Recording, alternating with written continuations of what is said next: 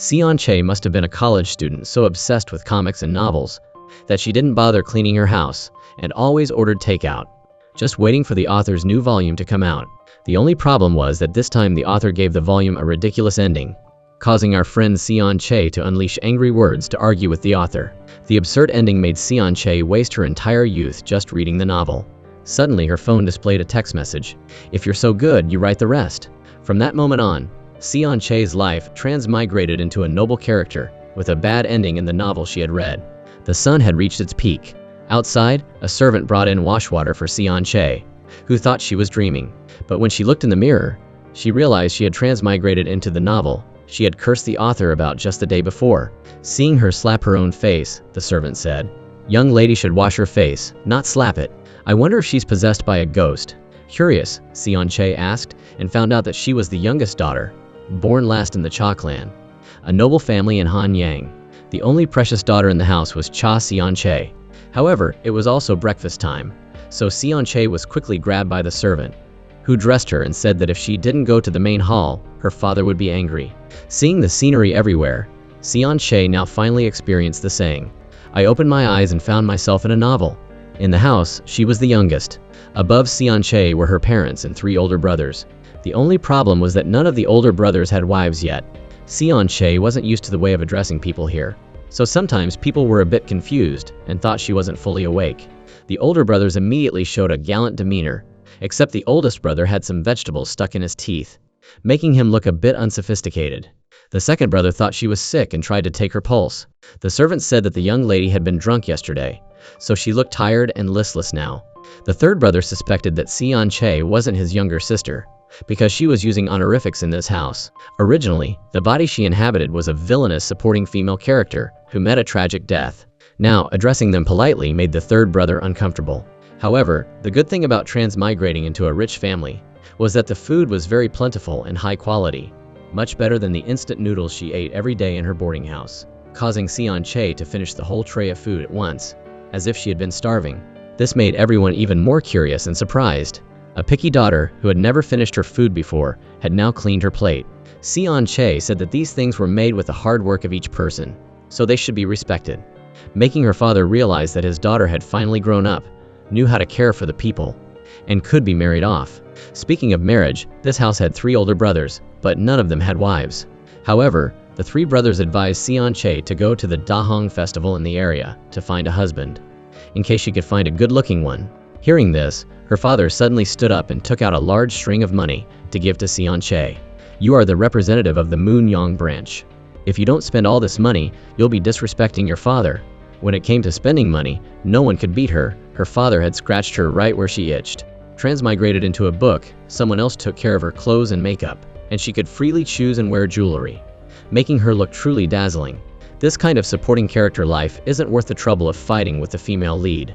Suddenly, Sion Che worried, what if she transmigrated here and couldn't go back? Then she suddenly felt, why not? Because if that happened, she would live a life of luxury for the rest of her days, and wouldn't have to worry about studying in the old world anymore. Since she was going to spend money anyway, she had to spend it lavishly. Arriving at a silk shop, the owner introduced Sion Che to the best dresses. These dresses were top grade, imported from Ganja, taking 3 whole months to arrive here, just for Sion Che to wear. Just as she was about to wrap everything up, another noble young lady appeared, saying that the clothes Sion Che bought would suit her better. Sion Che immediately recognized the person in front of her as Hion, a villainous supporting female character in the novel, who caused a lot of trouble. Just like her name, this villainous supporting female character, Hion, had heard that the Great Army had also used this raw silk fabric to make clothes, so she wanted a set for herself as well, making her look like a pair with the great general of Gongxiang. When the shop owner refused, he was slapped. As a supporting character unrelated to the original plot, Sion Che knew her place, and immediately yielded the dress that the original body had ordered 3 months ago to the villainous supporting female character. "My family is rich. Why would I get involved with someone who can do all sorts of things, like eliminating, poisoning, and kidnapping?" Hion was a bit surprised, not expecting the young lady in front of her to be so easygoing and give way to her. To thank her, she invited Sion Che to have tea with her. Suddenly, the aura of the main character appeared outside and entered. She was the adopted daughter of a merchant group, coming to thank Hion for organizing the Drunken Festival in her area. But Hion didn't like this female lead at all, just like in the novel. Seon Chae followed Hion and realized that this villainous supporting female character extremely disliked the female lead. AI, an outsider. How could she be on par with noble bloodlines like the two of them? Seon Chae was excited to see the main character she liked. But then Hion called her back, inviting her to join the plot to bring down the female lead, which surprised her a bit. But as a rich supporting female character unrelated to the plot, Seon Chae wasn't stupid. It was better to watch the novel play out from a distance than to get close. Someone with money and looks didn't need to compete for favor with anyone. Life was good just as it was.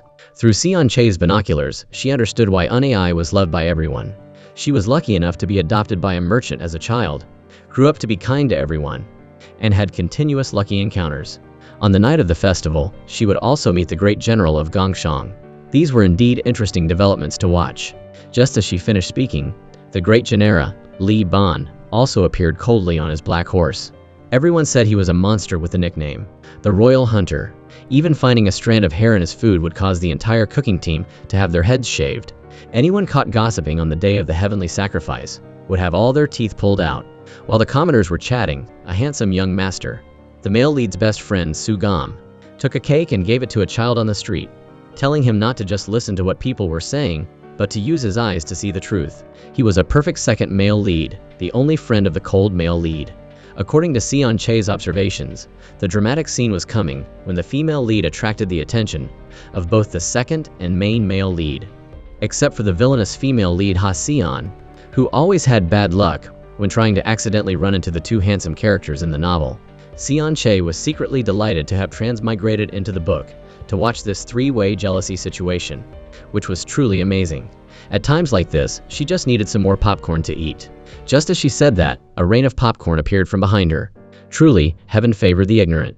That night, on the way to the festival, Seon Chae reminded herself that she was originally a supporting female character, and shouldn't get involved in the love game between the main characters, lest she bring disaster upon herself.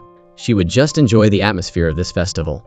At the banquet table, the villainous young lady Hion was always the center of attention, and everyone showered her with endless praise. As a supporting role, Seon Chae also had to flatter this hard-to-please young lady, all to increase her chances of survival in the story. Suddenly, the female lead appeared, announcing that the tea party was ready, but the villainous female lead's expression wasn't very happy. She took her teacup to AI, forced the female lead to pour tea for her, and then deliberately dropped it on the ground, intentionally causing trouble with the female lead of the novel. The melodramatic situation had arrived. As someone who liked the female lead, Seon Chae actively handed her a handkerchief, telling her to use this one. As a fan, Seon Chae would help the female lead to the end.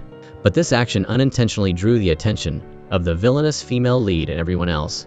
To defuse the situation, Seon Chae said that she had been raised in a beautiful environment since she was a child, and didn't want to see bloodstains, which was why she did that. I'm the daughter of Chief State Counselor Ho Yeo, after all. Everyone then became less wary and began to badmouth AI and her adoptive father. There was talk of romance, saying that these two were like lovers and entered each other's rooms. The villainous female lead group could invent anything. Seon Chae comforted herself that she was kind but shouldn't get involved with this group. Meanwhile, the great general and his group were preparing to ambush the Black Serpent Gang at the Dahong Festival. The adjutant reported to Li Ban that these guys definitely had support, since they dared to be so aggressive at this festival. As for AI on this side, she was crying and was reported. As a result, Hion made her kneel in front of her, scolding her that if she stayed out there like that, people would think she was bullying her. Moreover, Hion mentioned AI, serving her father like a vague couple, which AI couldn't accept, and asked Hion not to insult her father like that. The jeering words toward the female lead of the novel made Seon Chae angry and break her chopsticks. She walked straight to Hion as if to teach her a lesson. Although she was angry and wanted to punch the villainous female lead, Seon Chae remained calm and advised everyone to enjoy the festival atmosphere and drink alcohol instead. Drinking tea on a night like this was a bit of a waste. The daughter of the Bongmu troop leader is indeed a bit lacking in finesse. What's the romance of the first full moon of the year without alcohol? Hearing these words, Seon exclaimed, "Since I met you at the clothing store, I found that you're very much my type." So Seon Chae also succeeded in helping the female lead escape a life of being tormented. Meanwhile, the great general's men continued to pursue the Black Serpent Gang, Li Ban threatened one of them, asking who was behind it, but didn't get an answer. Li Ban then began to torture the bandit, making him cry out in pain. I can help Li Ban become king. Surely you don't want to be a royal hunting dog for the rest of your life. These insulting words only sent him to meet the Grim Reaper sooner. Back to Sion Che. When Ha Sion was about to make things difficult for the female lead, Sion Che stepped in and invited everyone to play a game called Liquor Bomb. She began using her mixing skills from the modern era, creating a type of liquor bomb and letting everyone try it. Especially for Ha Sion, Sion Che made a glass of full moon liquor, with the moon being the egg yolk.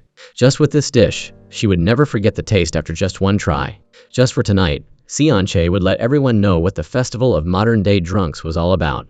When going to the party, rumors about the liquor bomb quickly spread throughout the neighborhood, causing everyone to flock there just because they heard about the liquor bomb that was, unsure whether it was a bomb or liquor.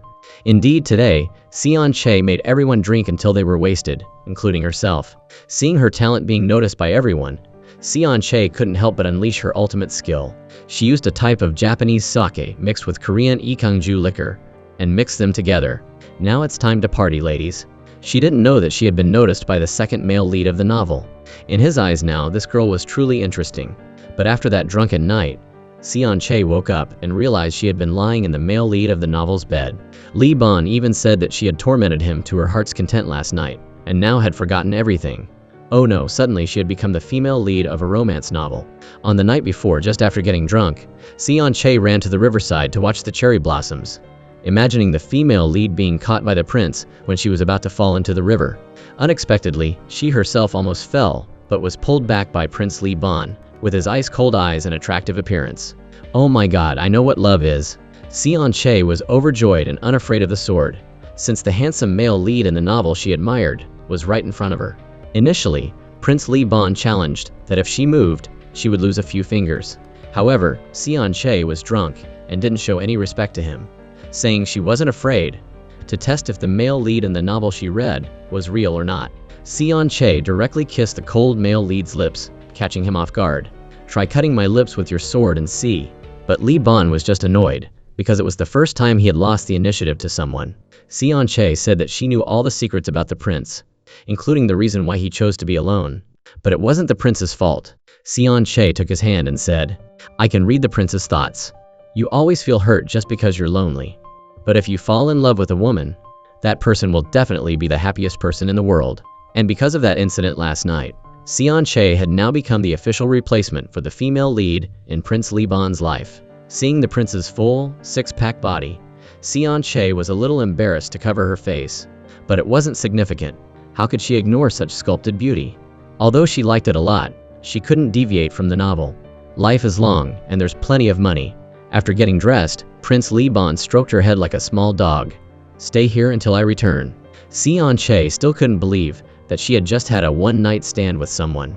She quickly put on her clothes and then rushed back home. As for Prince Li Ban, just as he got home, his adjutant asked, Has your wish been fulfilled? Or will the girl that the prince left in there continue to become a nun, like all the other girls you rejected? However, it seemed that Prince Li Ban had been captivated by Sion Che's innocent and charming appearance. But the rumors about the women he scared so much that they became nuns were actually helpful to Li Ban, because he wanted to secretly investigate the girl who had taken his first kiss so boldly yesterday.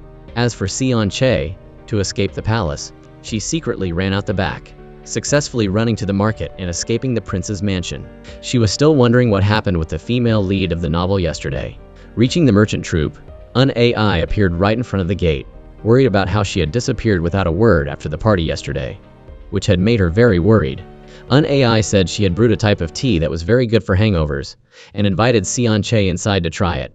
After having tea, An AI also thanked Sion Che for helping her out of the difficult situation with the other noble young ladies yesterday, and incidentally asked if Lady Sion Che could teach her how to brew the type of liquor she made last night. Sion Che was just worried about whether the prince and An AI had met last night. But An AI had only heard about it, not seen it. You stole someone's male lead. What are you asking for? Meanwhile, in the court, the emperor was worried about the remaining factions of the previous king who were still resisting within the country. He was thinking of asking for help from China to unify the country. This king also suspected that Li Ban wasn't supporting him, wanting Prince Li Ban to prove his loyalty, This emperor ordered him to bring food to China and bring back a negotiation for the throne. Li Ban immediately refused because he was currently wanting to marry a woman. As for Siong Yan on this side, after analyzing the traits of the prince she knew for AI, she was surprised that the rumors outside were just Li Ban's facade. To know more, AI suggested that Siong Yan be her friend, which she immediately refused. AI sadly said that it turned out she was just like the others, disliking her. Seeing the haggard look on her favorite female lead, Siong Yan immediately denied it, saying that AI was much better than the others. Hearing this, AI was happy and wanted to take her in as her adoptive sister. After Prince Li Ban left the palace, the empress, looking displeased, also came before Li Ban. Seeing how tired he was, she suggested that Li Ban get married. Perhaps having a wife by his side would help Li Ban feel less tired. Li Ban didn't want political or arranged marriages, so he refused the empress's offer and said he would decide on his own marriage. Meanwhile, Siong Yan at home had just received bad news from the servant. She was also being put into an unwanted arranged marriage. Someone had brought gifts to propose marriage, but coincidentally, it was someone from the prince's side. Thinking that she was about to be married to someone she didn't like, Siong Yan decided to end everything to keep herself pure. But unexpectedly, the person she stopped was Prince Li Ban. After a moment, Li Ban blamed why Siong Yan was doing something so foolish when he was just sending someone to propose marriage. A man and a woman spend a night together, and the next thing to do is go to the chapel. But Siong Yan, as a modern person, didn't want to get involved in these melodramatic situations, so she refused. To bring the story back in the right direction, Li Ban confronted her, saying that she was the one who seduced him, taking his first time, and now she wanted to run away. Li Ban immediately considered it treason and sentenced her to be executed along with her entire clan. Thinking about how she and her 3 unmarried brothers would also be executed, and how she would be torn apart by 4 horses, Siong Yan didn't want this scene to happen at all. While avoiding her 3rd brother who was staring at her, the prince saw her secretive expression at this moment, which was truly very cute, so he smiled, unintentionally captivating Siong Yan. Just because he was too handsome, Siong Yan immediately reasoned that she was the only daughter of the Cha family, so this was a bit hasty. Could he wait? As long as Siong Yan didn't run away, Li Ban had 3 months to pursue her, before he had to leave under the emperor's orders. On the surface, he seemed to agree, but back home, Siong Yan had packed all her things to leave this place. She didn't want to steal the female lead's male lead, and even more so, didn't want to be executed along with her entire clan. Suddenly, the villainous female lead Hion appeared. Siong Yan's servant wanted to stop Hion, but was slapped by her. A lowly person shouldn't touch this villainous female lead. Hion came here because Siong Yan had gone to the prince's mansion this morning and left this morning. Suspecting that she had intentionally stolen her prince, Hion then threw tea on Siong Yan. Unexpectedly, the bad luck of the villainous female lead was always true to the novel, and now she, a supporting female character unrelated to the plot, had become the real female lead, replacing the female lead. The days of eating and playing were gone. Meanwhile, Li Ban and his friend were at a place where they could observe all of Hanyang. His friend Sugam said everyone knew this place except him. Suddenly, Li Ban asked his friend if he had brought binoculars. His friend Sugam curiously asked what he would use binoculars for. He had never cared about these things before. He said he wanted to commemorate his visit and look at the Hanyang area, but in reality, he was using these binoculars to observe where the person he liked was right now. Meanwhile, Siong Yan, in order to escape the city, tried to disguise herself. But every time she reached the city gate, she was stopped by the guards because they had received orders to stop any unmarried noblewomen passing through the gate, causing Siong Yan to try this way and that, but all to no avail. If she tried to leave, the soldiers announced that they would send bounty hunters to catch her. Thinking about being captured by the bandits, she was scared, not to mention running away. So, that night, she went home to think of a way. The servant Bang One told her to try making the prince bored of her. If she couldn't escape, she could use this method. It was truly a statement from the early trap girls. And what men hated the most was something Siong Yan was an expert in from the modern era. So first, she pretended to be a dirty peasant with sweet potatoes. According to the novel, Li Ban was someone who hated everything dirty and unclean. But contrary to what she thought, Li Ban didn't hesitate to hold her hand, saying that Siong Yan was someone who knew how to care for the working class, and that she was an example for others to follow, even as a noble. Failing the first plan, she moved on to the next, becoming a difficult, villainous woman who liked to scold people. No one wanted a grumpy, difficult woman by their side, especially one who wore a lot of jewelry and had a hypocritical personality. The only problem was that Siong Che was a bit mistaken because, in Li Ban's eyes, that was exactly what someone of the same level as the prince should be like. Finally, the third way was to bring rumors to Li Ban. Siong Che said that if he married her, he would die young. Li Ban didn't care. Even if I die, my property will still be yours. Just being able to meet and marry the person I like is satisfying enough. Truly, nothing worked on Li Ban. Finally, Siong Che had to choose to become a nun, planning to escape to a temple to avoid the Black Horse Prince. But Li Ban appeared, starting to talk about Siong Che's bad habits. She really liked to drink alcohol and eat meat from the land to the sea, from inside the earth to up in the sky. How could someone with so many temptations become a nun? This humble monk can only give up. Just as Li Ban was about to say the real reason, Siong Che stopped him, afraid he would reveal that she was no longer a virgin. So to escape this troublesome person, Siong Che ran away from Han Yang on her own at night. But she hadn't gone far when she encountered bandits in the middle of the road. She didn't think much and threw all her money and property to the bandits. But these bandits weren't stupid enough to let go of the prey in front of them. No matter how much she screamed, no one could save her. Who would save me at this hour?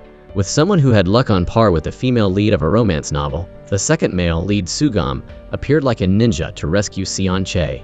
It turned out he was just sitting eating candy and watching the stars overhead, and these people conveniently jumped down and showed off a bit to save her. While escaping, Sugam clung to Siong Che's waist, showing off his Tarzan rope swinging skills, and successfully got them both away from the two useless bandits. Coincidentally, these showy scenes were exactly Siong Che's type. After walking together, Sugam revealed that he was also there that night. She performed the liquor dance. Sugam made a request, asking if Siong Che could join his SEO Man troupe.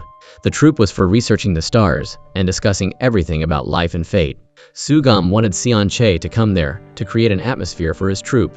As someone who was running away from the prince, she had to decline Sugam's invitation, saying that the daughter of a noble couldn't leave home at night. Sugam, who just wanted to study the romantic night sky, offered that if Siong Che was there, it would be so romantic.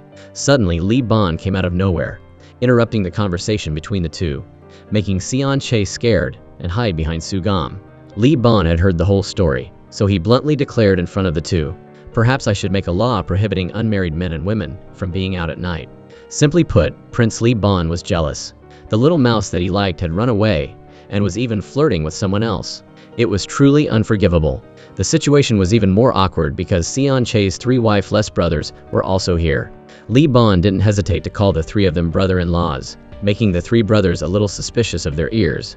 Siong Che, to stop everything from going wrong, pushed her three brothers away and told Sugam to cover his ears, forbidding Li Ban from saying their current relationship. Suddenly, Siong Che suddenly fainted. At least before dying, being in the arms of a handsome guy was satisfying. After fainting, Siong Che dreamt she was back in college. Young Soo, a classmate, confessed his feelings for her. But since he already had a girlfriend, and that girlfriend was Siong Che's best friend, she didn't want to and turned him down. When she got to class, Siong Che was going to tell her best friend what happened. But instead, she was accused of being a homewrecker. Her best friend, An Ja, refused to listen to her explanation, believing that Siong Che was the one trying to ruin her relationship. Just then, Jung Soo ran in and stopped his girlfriend, saying, "I was just being foolish for a moment, she seduced me."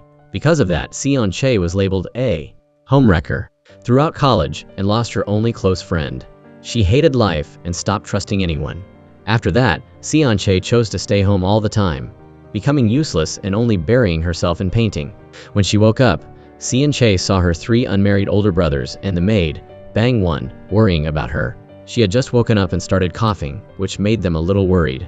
She found out that last night at the Puja Pavilion, she had suddenly fainted because of a seizure.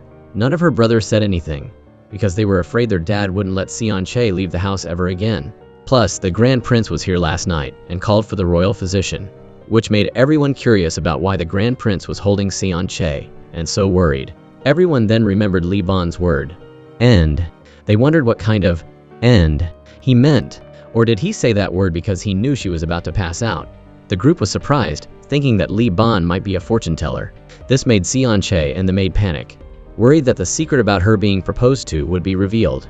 Her brothers were being a bit loud, so the maid helped Siong Che shoo them away before they spilled all the secrets. Li Ban, on the other hand, was ordering the royal physician to quickly find a cure for Siong Che's symptoms. or else he'd lose his head within a week. Hearing this, the royal physician told Li Ban about a child in the town.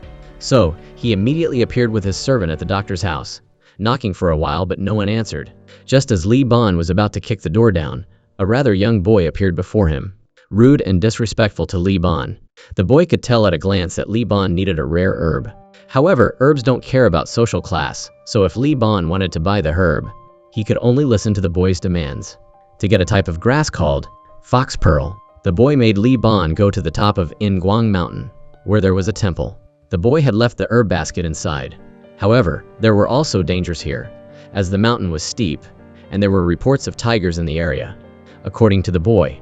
However, for the person he loved, Li Ban braved the danger, and at dawn he went to the top of Guang Mountain, opened the temple door, and found the boy's herb basket. Suddenly, behind him, he heard the roar of the king of the jungle. A tiger nearly 3 meters tall appeared right above Li Ban, and was only a few feet away from him. Seeing its prey in front of it, the tiger roared. Li Ban couldn't avoid a fight with the fierce tiger this time. It knocked him against a cliff, and he struggled, not knowing whether to climb up or not, because the tiger was still roaring above. Suddenly, the tiger's roar faded, and instead, the boy selling medicine appeared, which surprised Li Ban a bit. After saving him, the boy said that because he was quite mischievous, the mountain god had locked him up here. The boy said unbelievable things, which surprised Li Ban quite a bit. However, the boy also knew that he was looking for this herb for the person he loved. Since Li Ban had done as he asked, the boy gave Li Ban a fox pearl herb. Now I've kept my promise. The boy was as if he was the tiger from before that suddenly disappeared. He mainly just wanted to mess with Li Ban a bit. Meanwhile at home, Siong Yan was racking her brain trying to figure out how to escape the Grand Prince's marriage proposal. She was just a minor character on the sidelines of the novel, and Siong Yan definitely didn't want to get caught up in the romance between the main characters and become a homewrecker like she was back in college. Just then, Li Ban came in from outside, giving her the fox pearl herb because he believed it could cure all diseases. Seeing Li Ban covered in wounds, Siong Yan couldn't help but care and asked, "Were you injured just from getting the medicine?" Thinking he was being cared for, but then Siong Yan said she cared for her dog at home just as much. So never mind, wasn't that the same as saying Li Ban was like a dog? Suddenly, Li Ban mentioned the exchange festival that Sugam was organizing. He hoped Siong Yan could relax, have her own space to breathe, and advised her to go out and enjoy the festival atmosphere. The two of them were suddenly surprised, because they didn't know why a great demon king like him was being so easygoing today. Not to mention actively finding herbs for Siong Yan, as if it was a once-in-a-millennium event. As someone who had transmigrated into the story, Siong Yan was confused about whether she should interfere with the main character's plot or not. After returning home, her best friend Sugam was curious about why Li Ban looked so beat up. While Siong Yan was lost in thought, the maid stopped by, startling her. She received an invitation from Unai, the daughter of the trade group leader, wanting to invite Siong Yan to her trade group so they could become friends. Just the thought of being invited to play at the trade group made Siong Yan not want to do anything. A minor character should be content with being a wealthy young lady. Meanwhile, after sitting down for tea with Li Ban, Sugam asked curiously why he had returned so disheveled earlier. However, Li Ban didn't care about that, and talked about the SEO Man Festival, allowing his friend to organize this festival, mainly to have a chance to meet Siong Yan. His friend Sugam happily thought that Li Ban was being so easygoing for no reason, but when he heard that Li Ban also wanted to participate, Sugam was a bit taken aback. While on his way home and wondering why Li Ban was acting a bit strange today, Sugam unexpectedly met Siong Yan standing in front of him. Siong Yan took this opportunity to tell him that she wanted to bring a friend with her to participate in the SEO Man Festival. Sugam thought that Siong Yan was coming for him, but in reality, she was just pulling everyone back into the main storyline, the main male and female characters, while an outsider like her would comfortably enjoy her wealth. After talking and negotiating with Sugam, Siong Yan went to see Unai, saying that she had something she wanted to do to celebrate their first day of friendship. As for Li Ban, he didn't know which outfit to wear to look his best before meeting Siong Yan. That even the servant saw that Li Ban was suddenly picky, and now paying attention to his appearance like that. In the evening, Siong Yan happily led Unai to the SEO Man Festival, organized by Sugam, and started introducing her to the surroundings.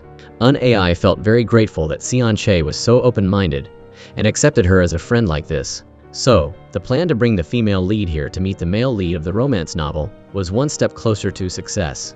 just needing to connect these two with a red thread. AI saw Siong Che acting a bit strange, so she turned to ask, "What are you thinking about, miss?" When Sugam arrived, Siong Che solemnly introduced him to AI. "This is the scholar Sugam of SEO Man." AI was extremely grateful for him, letting her participate in this festival. Sugam was suddenly curious, saying that this festival was only for the young men and women of Hanyang who wanted to enjoy romance, and invited the two of them inside to enjoy the banquet. In front of everyone, Sugam solemnly introduced AI and Siong Che to the young gentlemen and ladies here. While wondering when Li Ban would arrive, he appeared in a blue outfit, captivating Siong Che from the first moment. His aura radiated charisma, making her dizzy and about to faint. Seeing these two holding hands all the time, Li Ban suddenly became jealous. "You two look really close. How long are you planning on holding hands?" Sugam was just supporting Siong Che, because she almost fainted. Siong Che muttered to herself, "Could this be the same old misunderstanding and jealousy that often appears in novels?" Suddenly, a young gentleman intended to introduce Li Ban, as if wanting to protect the person he liked, so he stopped the introduction, saying that introducing each other's names was meaningless. What else would they do after introducing? Just like the male lead protecting his lover from the advances of other men. So to ease the tense atmosphere, Sugam had no choice but to change the subject, telling everyone to have a party together. Today, thanks to Miss AI contributing some wine and cakes, everything would be very high quality. Because Bangmu Trade Group's tea and cakes were extremely famous, Siong Che said that everyone should enjoy the wine and cakes before the moon rose, saying that just Miss Unai's teas alone made the ambassadors line up outside. While about to introduce her fragrant tea, Li Ban interrupted, saying that this tea could make people reveal all their secrets. Truly someone with knowledge of tea ceremony. Taking advantage of the fact that the two main characters were chatting with each other, Siong Che tried to ask if he had heard of Miss AI. Seeing that he didn't respond, she began the second step, which was to introduce the cakes that AI made, emphasizing that she was really talented. But instead of paying attention to AI, Li Ban only stared at Siong Che's smiling face. His infatuated expression was as clear as day. While introducing the cakes, Siong Che shoved a cake into Li Ban's mouth, thinking he would like it because Unai's cakes were delicious. Li Ban had to admit that this cake was really delicious. So delicious that he wanted to blur his reason for Siong Che. He was about to explain his intentions when he was stuffed with another cake, shutting him up. Sugam couldn't help but become jealous, stuffing cakes into his mouth while laughing loudly to get everyone's attention. Siong Che was helpless because this guy had no reaction to AI at all, so she had no choice but to use the next trick, which was to direct things towards Sugam, asking him to tell about a poetry performance during the moonlit night.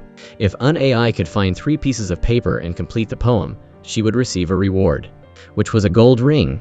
So everyone excitedly split up to search. Siong Che led AI first. When there were only 2 people, Sugam asked Li Ban if he wasn't going to search. He said that long ago he had found his treasure, so he didn't need to find those cheap things. But if he didn't follow the rules here, Sugam was afraid he would have to use his assembly rights to expel Li Ban from here. While searching for the poetry pieces, Siong Che pretended to have a stomachache and told AI to go ahead. But in reality, she redirected anyone who came to the treasure spot to look for the poetry pieces in the wrong place. Sugam then appeared and asked why she was using tricks on others like that. Sugam worriedly asked Siong Che if she felt uncomfortable seeing Li Ban, at which point Siong Che turned on her flattering mode, praising Sugam as a true male character in a novel, gentle and understanding in accepting her proposal to create the treasure hunt game. She asked Sugam if something was bound to happen on a quiet night like this, and Sugam became curious about what she was talking about. However, Sugam was planning to leave before everyone found the treasure, so Siong Che suddenly stopped him, saying that Sugam had to stay by her side, making him think that Siong Che liked him. Meanwhile, AI arrived at the meeting place that Siong Che had arranged. She was curious about where the treasure paper that the young lady mentioned was, and Li Ban was also there. The two met under falling flower petals, just like in a novel, with a tutorial from the servant Bang One that couldn't be more cliché. This was the romantic moment Siong Che had deliberately created for the male and female leads to fall in love with each other. But Li Ban didn't seem happy at all, and even felt uncomfortable because the flowers made his nose itch terribly, looking really displeased. Afraid that the plan would fail, Siong Che still had a backup plan, which was to release a mouse to make the romantic female lead fall into the arms of the male lead. Siong Che asked her supporting male friend to let her stand on his shoulders to see the scene, achieving her goal. but suddenly felt why her heart was still heavy with sorrow. Unexpectedly, Lee Bon didn't bother to catch Ai, letting her fall straight into the nearby lake, then reaching down to retrieve his sword, completely ignoring the female lead in the novel, saying, "How dare you touch my sword?" Ai then offered to compensate for the sword, but Lee Bon pointed the sword at her, saying that she wouldn't leave here alive. Seeing this scene, Siong was also horrified, somehow unintentionally causing the novel's supporting male lead to fall in love. Meanwhile, Siong's mother visited a shaman, asking when her sons could get married, because the family had 3 unmarried children. The shaman said they weren't sincere enough, meaning they were short on money, so she couldn't predict it yet. The boy who had helped Lee Bon get the herb suddenly appeared here, clicking his tongue and criticizing that this person was too young and already wanted to cheat. He began to possess the shaman, telling Siong's mother not to worry, because the house would have a happy occasion soon. Thinking that her 3 sons would get married, she heard the shaman say that it wasn't certain who would marry, but definitely only one person would have a happy occasion, telling her not to be greedy, or she would bring disaster upon herself. At Sugam's poetry party, he raised his wine and recited poetry, but no one dared to praise a word in the extremely cold atmosphere around them. Lee Bon thought that this festival should end here, but Siong didn't want that, saying that the SEO Man Festival shouldn't end like this, and that she had a secret she wanted to tell everyone, which was that she wasn't good at poetry, but to commemorate, she would unleash a special move that everyone might have heard of, which was the bomb shot. Only then did everyone change their atmosphere, and one by one, they started drinking the liquor. But when it came to Sugam's turn, Ai offered to drink this strong bomb shot for him. Everyone was very excited, until Siong talked about a rule called the Black Rose Rule, where Lord Sugam had to fulfill a request from Miss Ai. So Ai quickly took Sugam's glass and drank it all, saying she would reveal the request later. Everyone looked like her aura was a bit down. Siong immediately knew who had made her friend feel unhappy.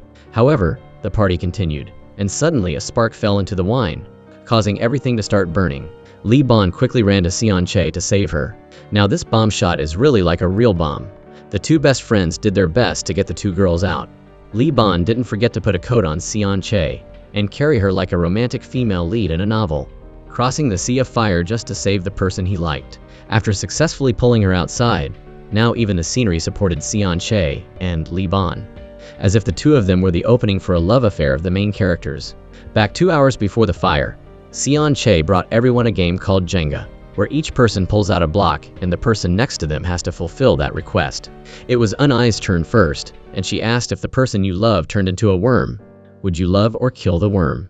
For a practical person like Lee Bon, he thought this was far-fetched and unreal, saying that even if the person he loved died, they could never become a lowly worm. Because Lee Bon didn't follow the rule, when Ai was about to tell him to drink a penalty shot, he angrily asked why she could order him around. Siong had to take the penalty on behalf of Lee Bon, drinking a glass of wine because he couldn't answer the question. Just as she was about to stop there, Lee Bon didn't give up. He pulled out a wooden block with the question, "What color underwear are you wearing?" For sensitive reasons, Lee Bon changed it to "When was your last kiss?" In front of everyone, Siong acted like a demure young lady, saying that she had always had to protect herself since she was young and had never kissed anyone. Hearing this, Lee Bon asked her if she was sure, then got close to Siong, asking what she was imagining.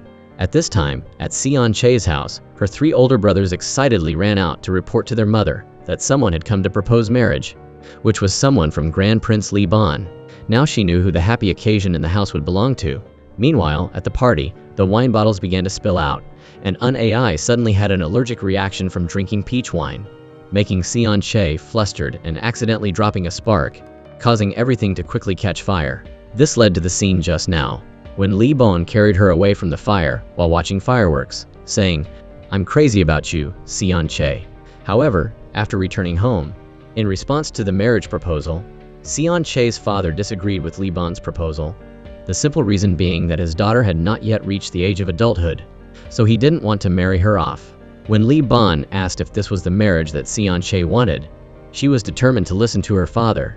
How could a character on the sidelines of the novel ruin the plot so quickly? However, Lee Bon didn't give up, because on the night the 2 slept together, Siong took the initiative to kiss him first.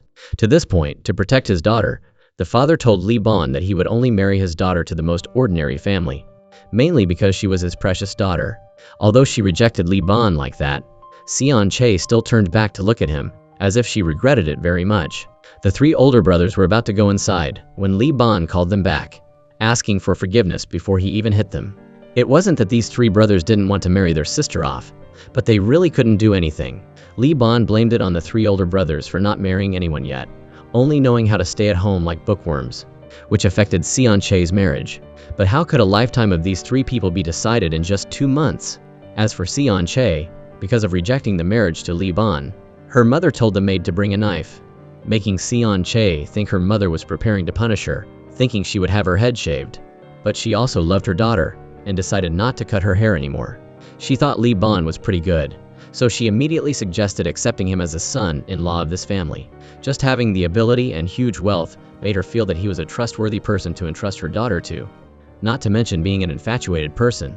Moreover, this was also a golden opportunity to get rid of the 3 unmarried older brothers.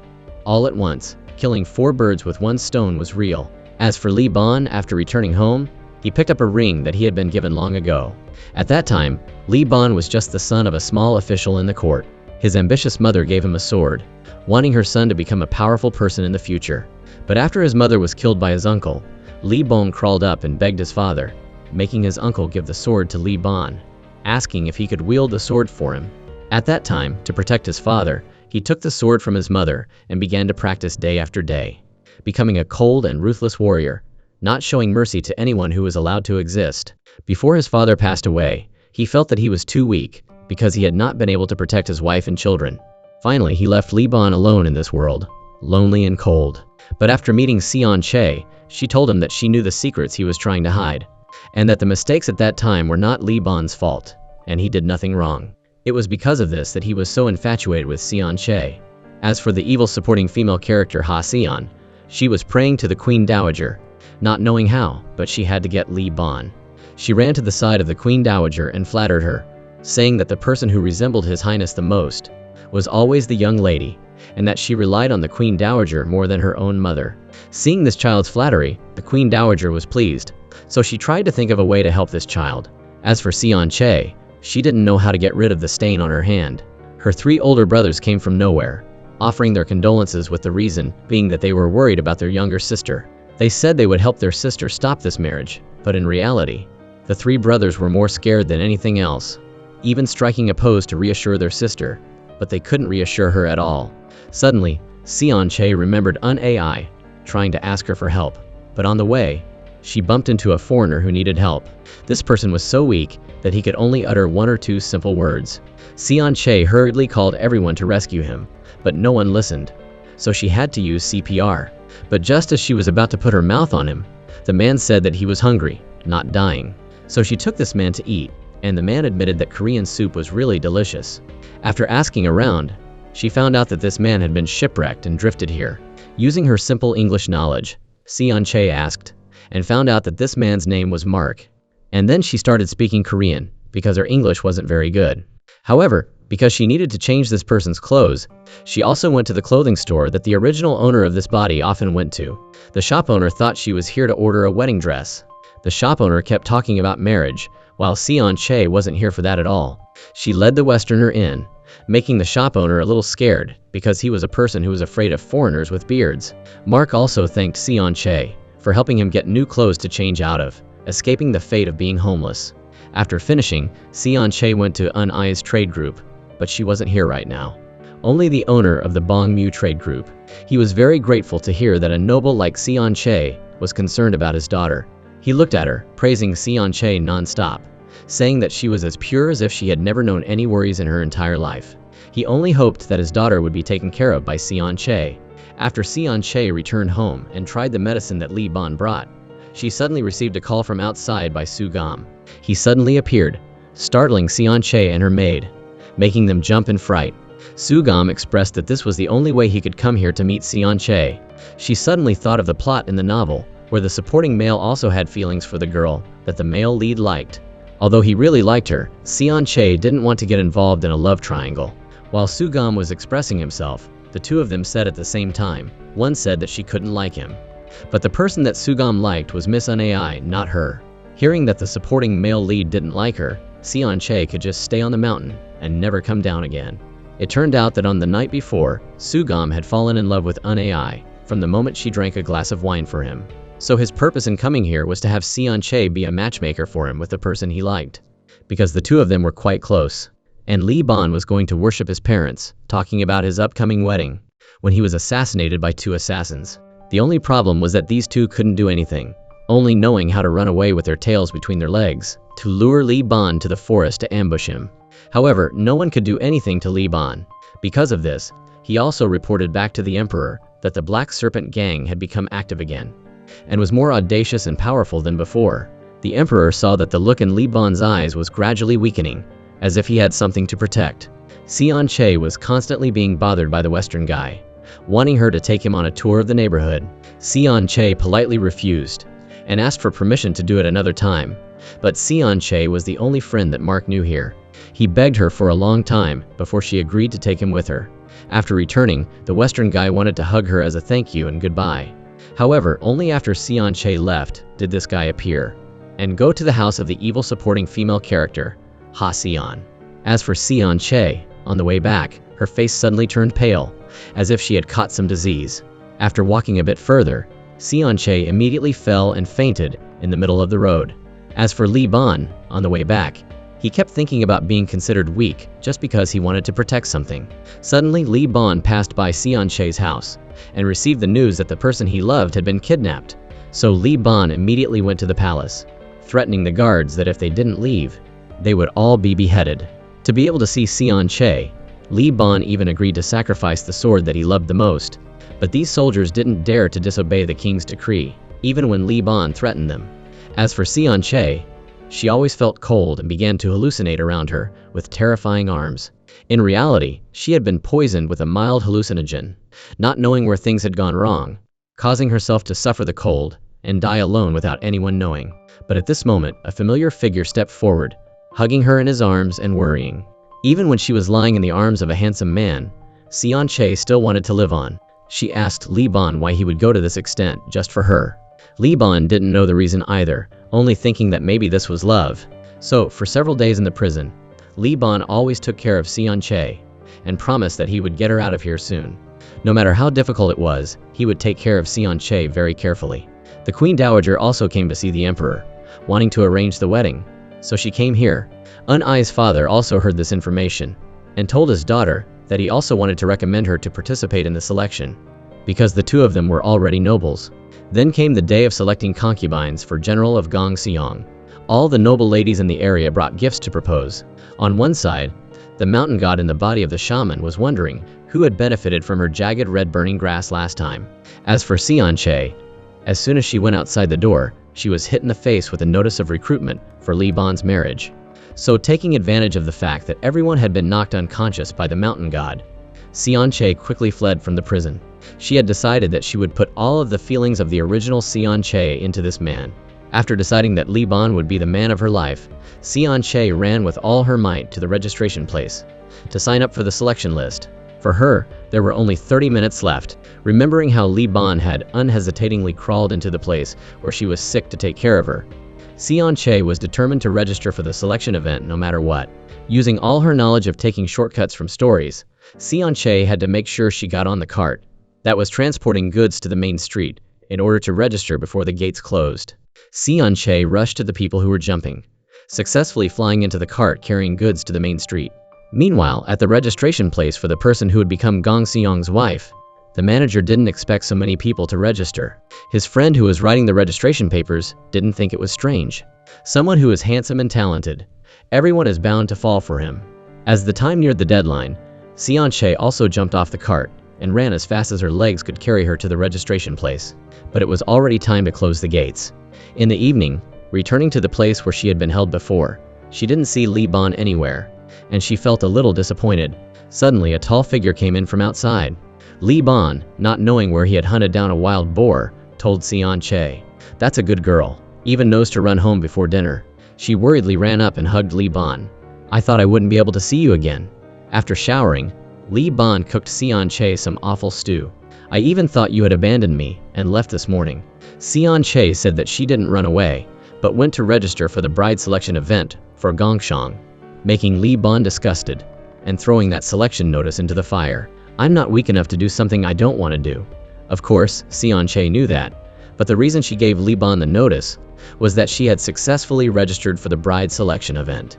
Back when the registration gate was about to close, Siong Che ran and lunged forward, kicking her shoe straight into the face of the official, causing him to fall unconscious to the ground.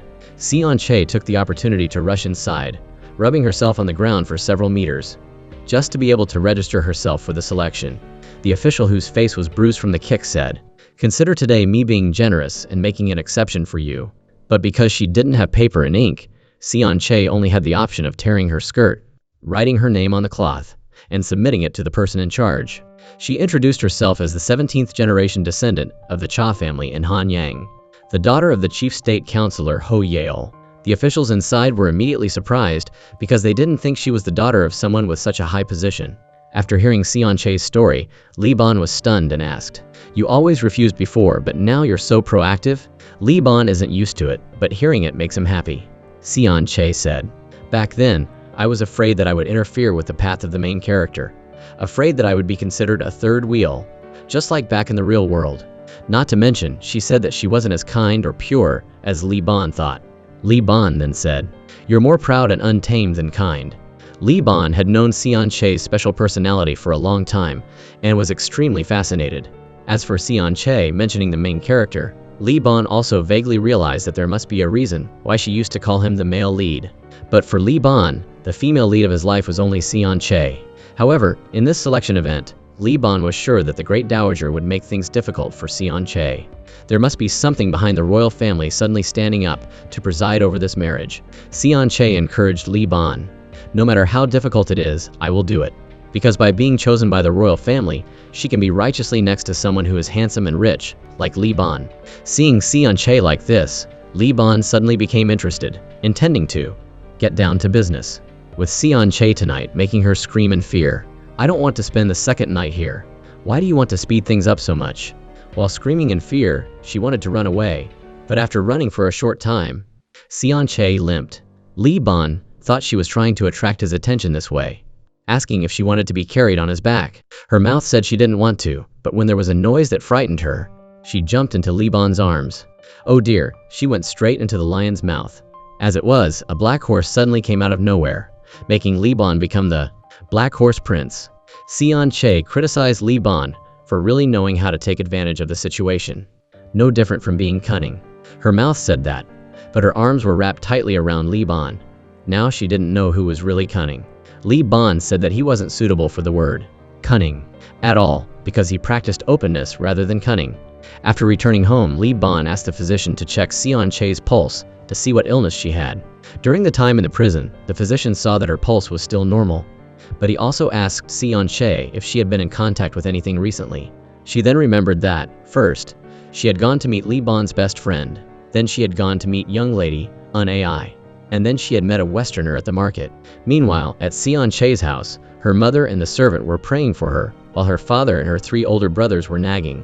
The man who had never prayed for his daughter before was now superstitious. But he and his 3 sons were no different. He just wanted his daughter to come back and would agree to anything.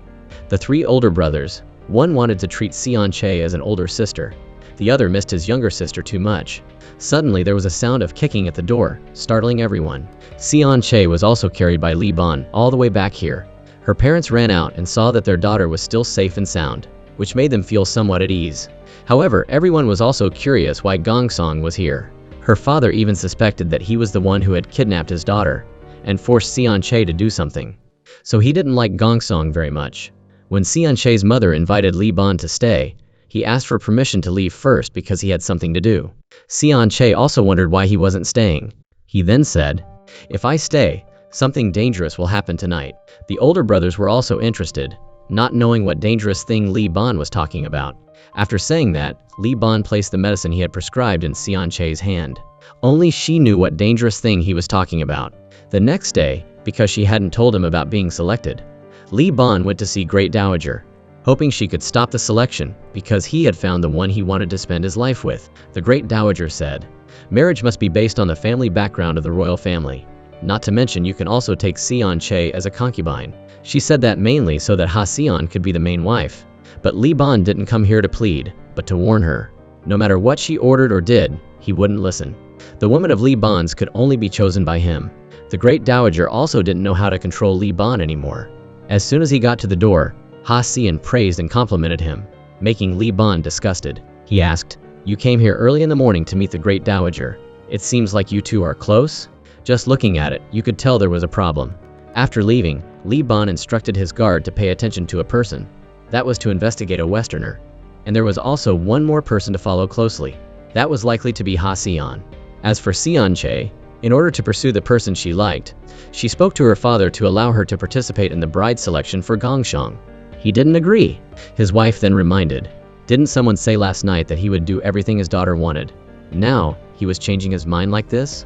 He's afraid of losing the daughter that he's been raising for over 10 years. Seeing Siong Yan was so sincere, her father had no choice but to listen to his wife and children. The great dowager on this side, after looking at the list of applicants, saw that Siong Yan's name was inside. She was clearly in the epidemic area. How could she register? So in order to make things difficult for Siong Yan as well as the other players, the great dowager called Commander Du, telling him to prepare according to what she had arranged. The next day, Siong Yan excitedly told her brothers that she would bring honor to the Cha family. For someone who had read all kinds of palace intrigue novels, these selection rounds were no problem at all. But after arriving at the selection meeting, Siong Yan discovered that AI was also here. After asking, she learned that her father wanted her to embark on the path of the noble family, making Siong Yan worried. Could it be that Li Ban will return to the main story with AI? However, AI comforted Siong Yan. She has always hated and feared Gongshang, never hoping to be paired with him once. She came here only for filial piety to her father. This made Siong Yan somewhat relieved about her relationship. AI wished Siong Yan would achieve the results she wanted. While the two were talking, that hateful female character came over to mock them. Just seeing Siong Yan made Hion see a ghost. "I thought you were infected with a disease in the epidemic area from that Westerner." Ignoring that, Hion mocked AI. "It's true that any kind of field mouse or stray cat can participate in the selection. I'm sure they will soon be eliminated from the first round." "Oh, such a touching friendship," Hion said. The two were truly close to face, they become dark. Close to the light, they become bright. Siong Yan then corrected, thinking to herself, "She is stupid but still trying to speak." But saying, "Miss, you may have mistaken close to ink to close to face." Truly country bumpkin to the extreme. Birds of a feather flocked together. The first ritual everyone had to go through was stepping on a pot lid. Not understanding why everyone else could step over it normally, Siong Yan managed to bend the iron pot. Truly a beauty with strength. For the next round of testing, Commander Du introduced that everyone would have to participate in 3 events. The first event was weight throwing, because during the wars of the past, the great dowager thought that only women who were truly strong could overcome difficulties and crises with men. He lifted the weight, but almost twisted his spine. Everyone's task was to throw the weight over the white line. Commander Du asked, "Who wants to try first?" Then Hion volunteered. At the right moment, a minion brought the weight. Hion lifted it looking very light, and easily threw it over the white line. Siong Yan knew for sure that she had bought the game. Although she bought the game, there were still some people who could throw over it. Some who couldn't. AI originally worked from childhood, so she also easily passed. When it was Siong Yan's turn, she was brought the heaviest weight in the competition. However, with a person who was good at physics, spinning one round taking the body as the fulcrum, putting strength into the core muscles and throwing it, successfully pushed the weight beyond the white line. Li Ban, who was nearby observing, was visited by his best friend. "How can the selection ceremony of your best friends be without me?" But Li Ban can cancel this ceremony. Sugam wondered why his friends still let it happen. Li Ban just wanted to see how strong Siong Yan was. These challenges weren't scary.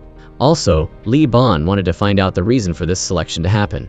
Seeing his friend using binoculars and laughing, Sugam borrowed the binoculars to look, and immediately saw the person he liked playing a new game.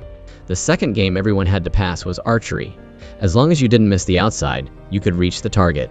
Hion was still like round 1, playing dirty right in broad daylight. Siong Yan denounced it, but no one cared.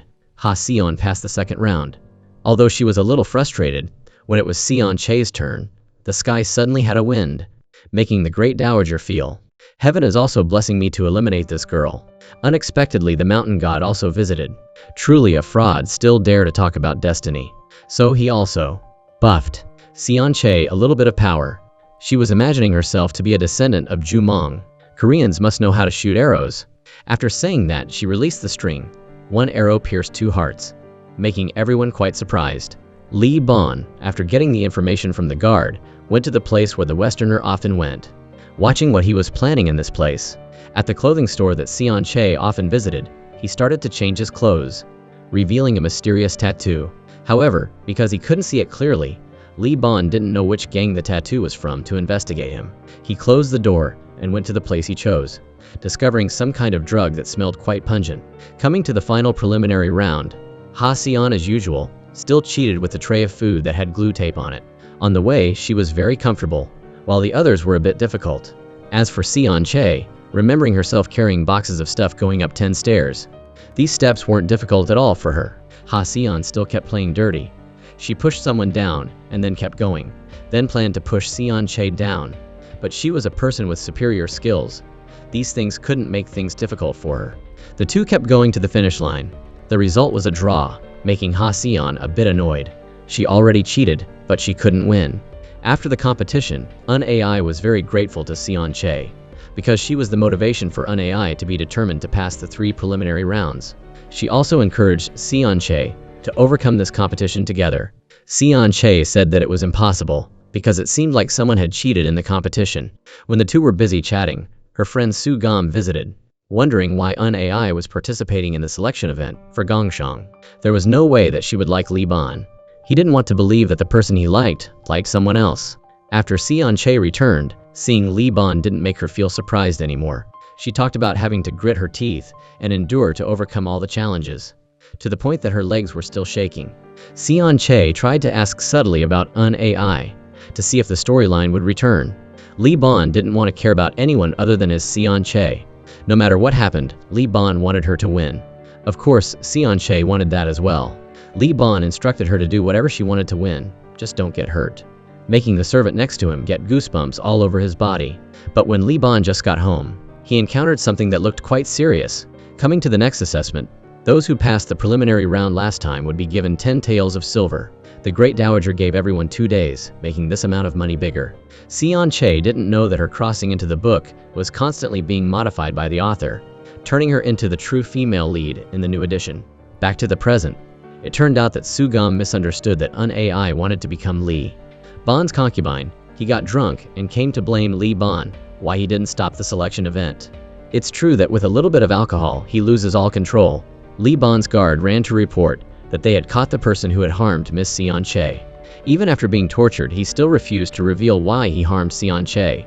However, he still found out that this person came down from the trading ship of Yuzhong. Ha Seon was definitely the mastermind in this poisoning epidemic incident. In order to get accurate information, the guard asked Lee Bon, "You're not planning to use the handsome man scheme, are you?" It seemed like he was really planning to do that. Back to the present, after being given the task by the Great Dowager to use money to create money, Seon Che complained to AI. "I can't think of anything." AI was good because she was originally a merchant. While going home, Seon Che realized that someone was following her from behind. She immediately caught him in the act. "If you don't show yourself, I'll tell Gong Seong." It turned out that this brother was Ma Jun, Lee Bon's guard, following to protect Seon Che. However, the way this brother hid, his whereabouts kept being exposed. Seon Che asked where Lee Bon was, but Ma Jun refused to say, only knowing that his mission was to protect her.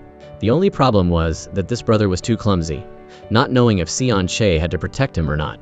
Ha Seon was also having trouble with the task of using money to create money, only knowing how to blame her servants for being so useless. She didn't know if the Great Dowager was making things difficult for her. While Seon Che was walking on the street, she met Lee Bon. She ran after him, but in a flash, she lost sight of him.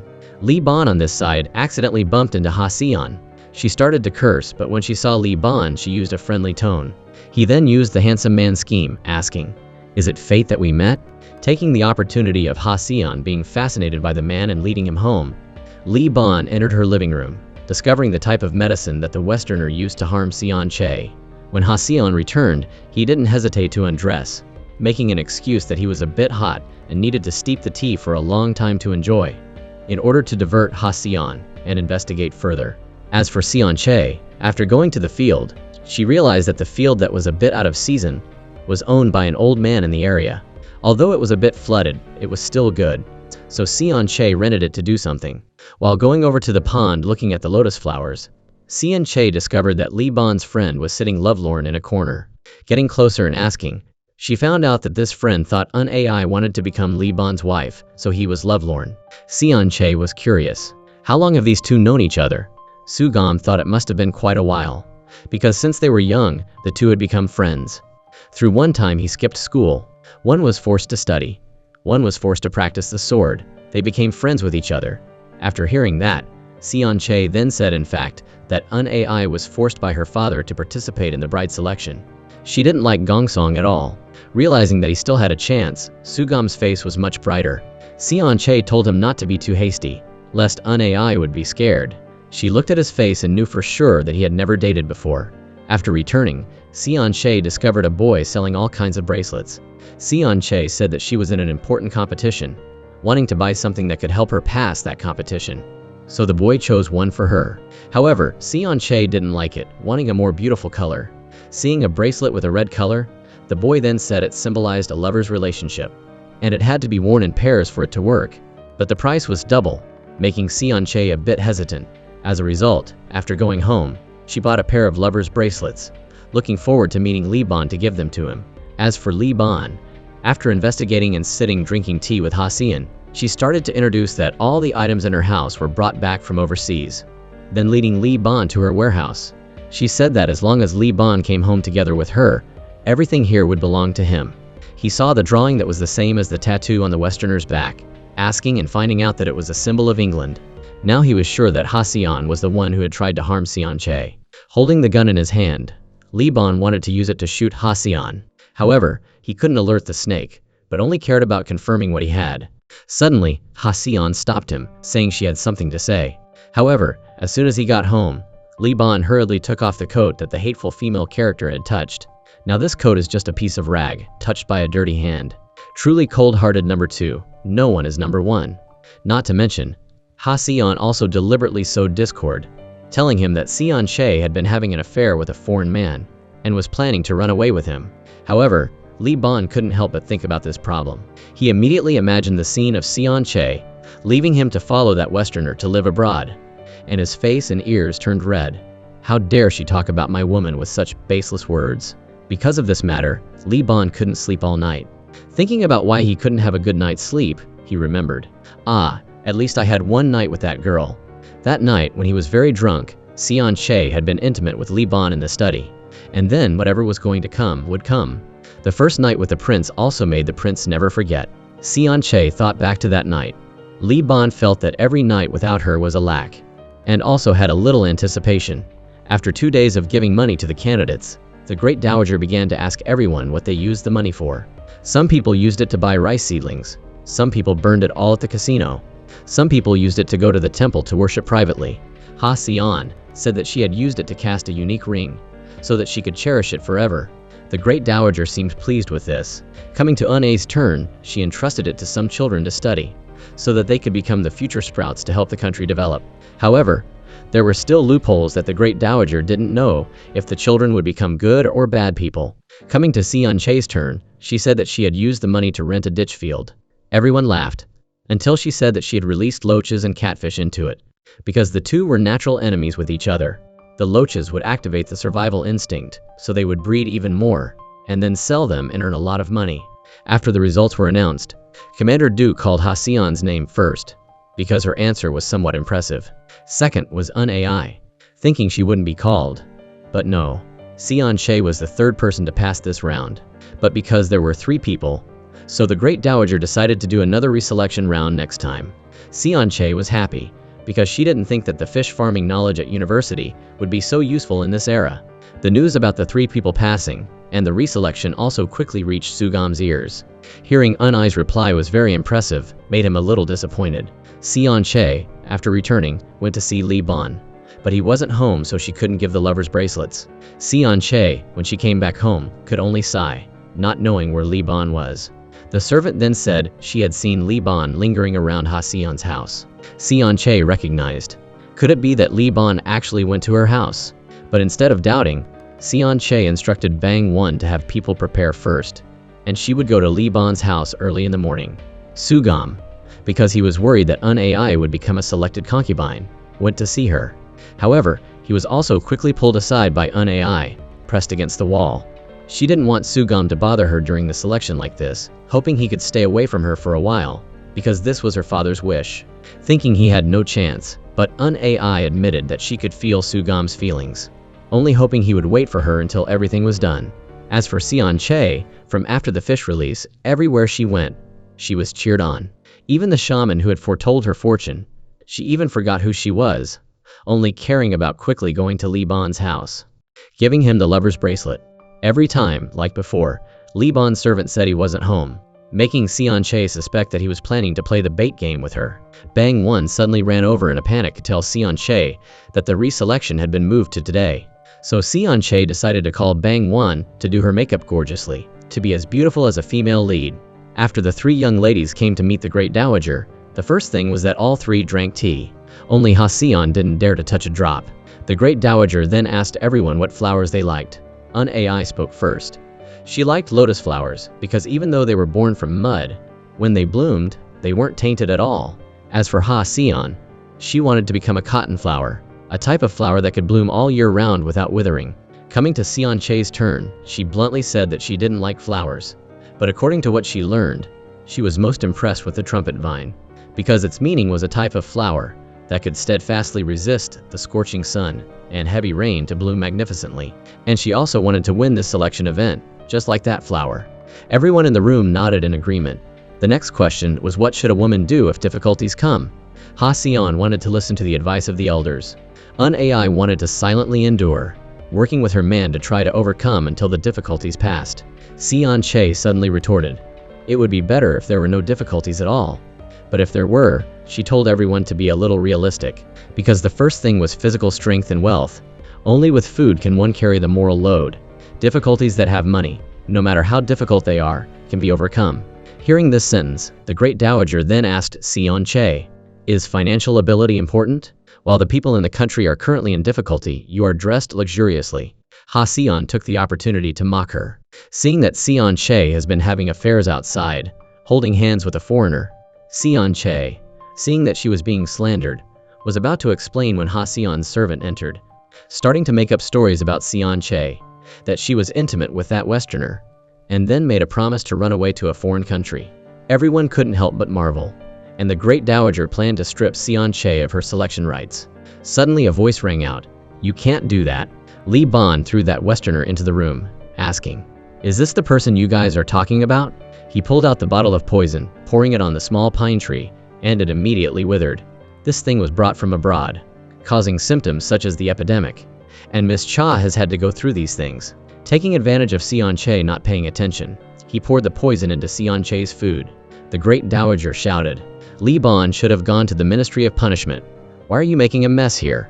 He then approached the Great Dowager, saying, "This Westerner has a very deep relationship with the Du family.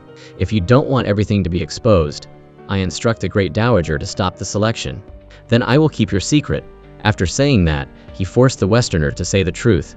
Then he pulled up his back asking Sion, "This thing is familiar to you, right?" The Great Dowager immediately fainted on the spot. Sion Che, due to being too shocked, also fainted, causing Li Ban to come over and hug her. Sion was jealous of Sion Che, but couldn't do anything. After the selection, Li Ban instructed Sion Che not to be so nice to everyone. From now on, whether it's eating, walking, or sightseeing, if Li Ban wasn't there, Sion Che would not be allowed to do it, as if announcing she was his wife. Wherever she went, she had to follow him. Sion Che was upset, jealous. "So all along you went to follow that Westerner, and also linked arms with Miss Sion." She blamed Li Ban for forgetting her. After saying that, he kissed Sion Che. A sassy girl met a handsome guy who suppressed her. While things were lovey-dovey, someone ran to report that His Highness wanted to meet Li Ban. He told Sion Che, "Stay here, don't run away, wait for me to come back." Truly an adult who likes to cling to people. Every time, when Sion Che waited until night in the rain, Li Ban still hadn't come back. She was suddenly pushed into the lake by a stranger, sinking to the bottom of the lake. However, Li Ban quickly arrived, jumping into the lake to save Sion Che, kissing her and transferring oxygen over. When Sion Che was about to wake up in the real world, the French kiss pulled Sion Che from the real world back to the novel. After being rescued by Li Ban and pulled ashore, Siong Che luckily didn't return to the real world. She felt so fortunate to have Li Ban there with her, and just collapsed into his arms, weak like a baby. Thinking she was dead, Siong Che told Li Ban that at that moment, she thought of him first, afraid that she would never see him again. Siong Che took this opportunity to confess, "I love you." And just like that, the two hugged each other in the passing rain. Upon arriving at Li Ban's house, seeing Siong Che still clinging to him, Li Ban immediately made her vow to her earlier confession. "Swear it, then kiss me." Siong Che then asked if Li Ban could handle it. And then the two got busy with each other in the room all night, probably planning to make a whole soccer team. Just moments before, Siong Che's servant outside looked incredibly forlorn.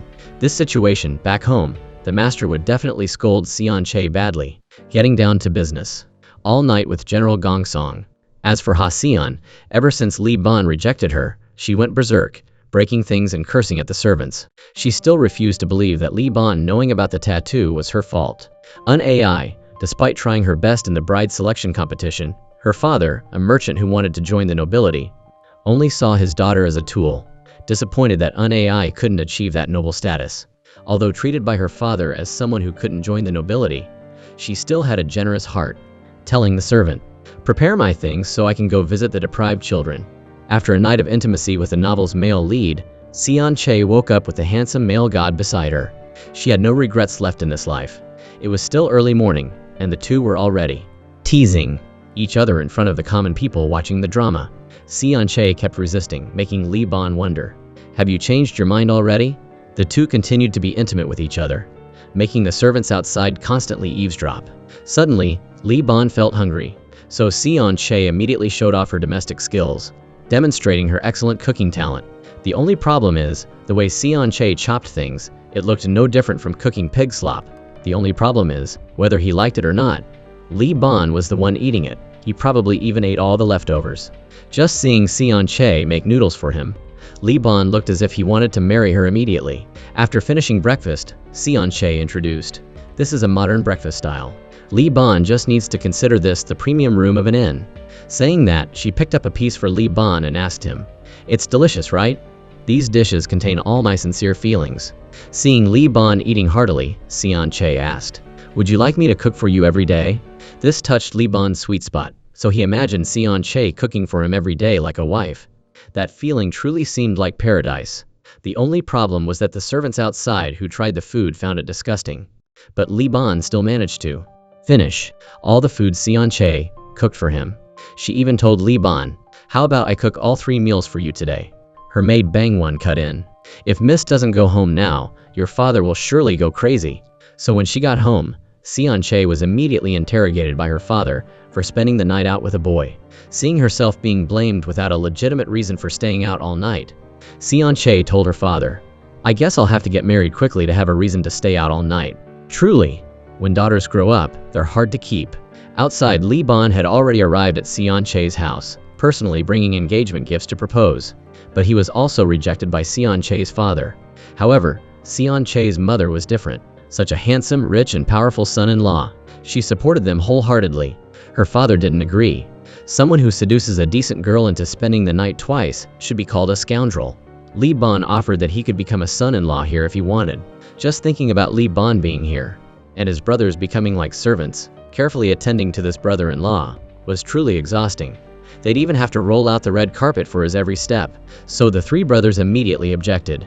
Siong Che's father then pretended to be sick, wanting to make everyone leave to ease his mind. After going inside, Siong Che's father asked his wife, "Why do you want to marry our daughter off?" She then explained that based on Li Ban's eyes, he looked incredibly warm towards their daughter. Not to mention he personally brought the engagement gifts. That showed how sincere the other family's son was towards their daughter. "It was like that for you and me too, back in the day," his wife recounted. "Back then, I threatened to shave my head or marry you. And both of us ended up together, didn't we? No wonder mother and daughter are exactly alike." Siong Che also felt helpless, not knowing what to do. Suddenly she sneezed, making Bang One wonder, "Is Miss sick?" Siong Che then remembered being pushed into the lake last night. There must have been someone who held an extreme grudge against her to do that. Suspecting Siong Che was determined to put an end to this matter. Sion Che went to see Hion. She demanded that the villainous female character compensate her for the Westerner incident. But she suddenly remembered that she had become the novel's female lead. And the novel's female lead also had a romantic relationship with the male second lead in the romance novel. She was curious if the villainous female character could change like the current situation, becoming a good person. Sion Che told Hion that she would give her a chance, because Sion Che knew that she was the one who pushed her into the lake. To celebrate Li Ban successfully finding a wife, Sugam specifically pulled out a rare ginseng wine bottle to offer Li Ban. Luckily, Sion Che had won the selection, which made Sugam so happy. Seeing his best friend being so generous, Sugam must really like AI. Sugam told Li Ban how he felt the first time he met AI. Fate let me know this woman is definitely the woman of my dreams. Both friends felt like they had met their destiny. Li Ban told Sugam to try to attack directly. Sugam also asked Li Ban about the previous incident, where he was scolded by the king. Li Ban then explained that Great Dowager had tried to eliminate Sion Che with dirty tricks. But as long as Li Ban took action, he would definitely see it through. There was one thing that Sugam wanted Li Ban to pay attention to, and that was Yi Ju. He was about to return, and he didn't know if the two still held grudges against each other. Meanwhile, at a port, Yi Ju had also begun to return home, and was greeted by his servant. It had been a long time since he returned to his homeland, so he told the servants to put the sedan chair down, and he walked home by himself to observe. But as soon as he got back, he ran into Sion Che, who had just left Sion's house. General Siong Yan introduced himself as Yi Ju. Sion Che vaguely wondered when this person appeared in the novel, so Yi Ju said it had been 15 years, and the two hadn't met because Sion Che was originally betrothed to him since she was a child. And then, suddenly, another unforeseen event occurred, making Sion Che a bit flustered. Luckily, there were servants there, so she immediately ran back to avoid this person's gaze. That evening, Li Ban was worried about not being accepted as a son-in-law by Sion Che's father. Li Ban's servant then told him that a person only lives once, and not everything can go as they wish. But His Excellency should just do what he wants with Miss Sion Che. So the next day, when Sion Che went out, all the shops were empty, with not a single customer. It turned out that Li Ban had personally booked the entire street for a day, marking the beginning of Sion Che becoming the CEO's wife. Seeing herself being pampered like this, Sion Che immediately expressed what she wanted to do with Li Ban. She wanted to go see cherry blossoms, wanted to release sky lanterns with Li Ban, and also travel. As long as Sion Che wanted it, Li Ban would agree to all her requests. Anyone who says money doesn't bring happiness, step out here. Meanwhile, AI was visiting the children in need in the area. Sugam took the opportunity to visit the children, bringing a ball for them to play with, to win Ai's favor. Looking at the children, AI vaguely remembered the time she lost her parents. Sugam expressed that he wanted to come and help AI a little, occasionally stopping by to teach the children to read. AI then expressed her feelings to Sugam. "You will definitely make a good husband." He loved being praised like that. Meanwhile, Sion Che was enjoying her outing, sponsored by the first-generation CEO. The two strolled through the streets, sharing snacks. Passing by a group of children, Li Ban noticed a child being isolated for not being good at playing a game. Using a skill he learned from the Squid Game, Li Ban told the boy, "Let me show you how to play the best way." So Li Ban stepped forward and demonstrated, hitting every shot perfectly, which startled and impressed the children. Li Ban only wanted to teach the children how to proactively participate when they wanted to play with friends. Sion Che had never seen him so happy, so Li Ban said, "I like teaching these things to my own children. I realize I like the lively atmosphere when there are children around." Li Ban then asked Sion Che if 10 children would be enough, and Sion Che, embarrassed, ran off. Thinking it wasn't enough, Li Ban asked how about 12? Unlike the cheerful faces of Sion Che and Li Ban, Sugam went on a date with AI, but ran into his father strolling on the street. He immediately hid so his father wouldn't see him eating with AI, but his father's eyes and ears had already known about his hiding, and he forced Sugam to go home, not allowing him to associate with low-class people. AI, after a long time not seeing Sugam, was a little worried, wondering what had happened to him. Sion Che and Li Ban went to a flower shop, when suddenly a bee landed on Sion Che's head. Li Ban smoothly said, "This bee certainly knows how to choose a flower. It has truly chosen the most beautiful flower in this country to land on, so I will spare its life." To surprise Sion Che, Li Ban told her to wait for him at the jewelry store. It was obvious he wanted to buy flowers for his beloved. But when Sion Che arrived at the jewelry store, she was blocked by some young nobleman in the area. Having heard of her alcohol bomb reputation for a long time, they wanted Siong Che to mix some for them to try. Siong Che's childhood fiancé also stepped forward to stop these guys, worried that Siong Che would be bullied by them. But General Song Yun Yi Ju himself was messed with by these spoiled rich kids. So Siong Che stepped forward to defend him and curse at them. At which point the ringleader suddenly got scared and dragged the other two away. Siong Che thought she had driven them away and also brushed off General Siong Hyun's clothes. But when she turned around, she only saw Li Ban holding a bouquet of roses, glaring at Yi Ju with a furious look. After meeting General Siong Hyun again, Li Ban was immediately greeted by Yi Ju in a manner that couldn't be friendlier. Enemies meeting each other should at least observe common courtesy, shouldn't they? But Li Ban didn't care, just embracing Siong Che as if asserting his ownership. It seemed General Siong Hyun was still too late. After returning, Siong Che asked Li Ban if he was unhappy about her touching another man earlier. And she was also curious about what kind of relationship Li Ban had with General Siong Hyun. To put Siong Che at ease, Li Ban immediately gave her the bouquet of roses he had bought at the flower shop earlier. Indeed, making a girl smile isn't hard.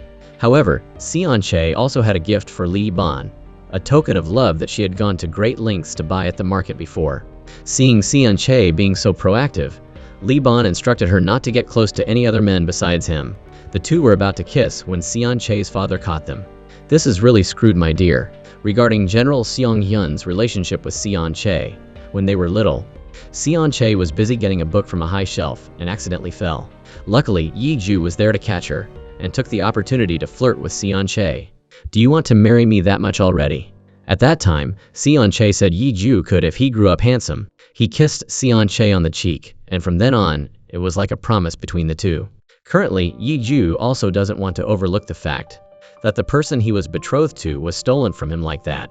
As for Siong Che, after being caught by her father playing with a boy, she was imprisoned by her father like a sparrow in a cage, only knowing how to scream helplessly.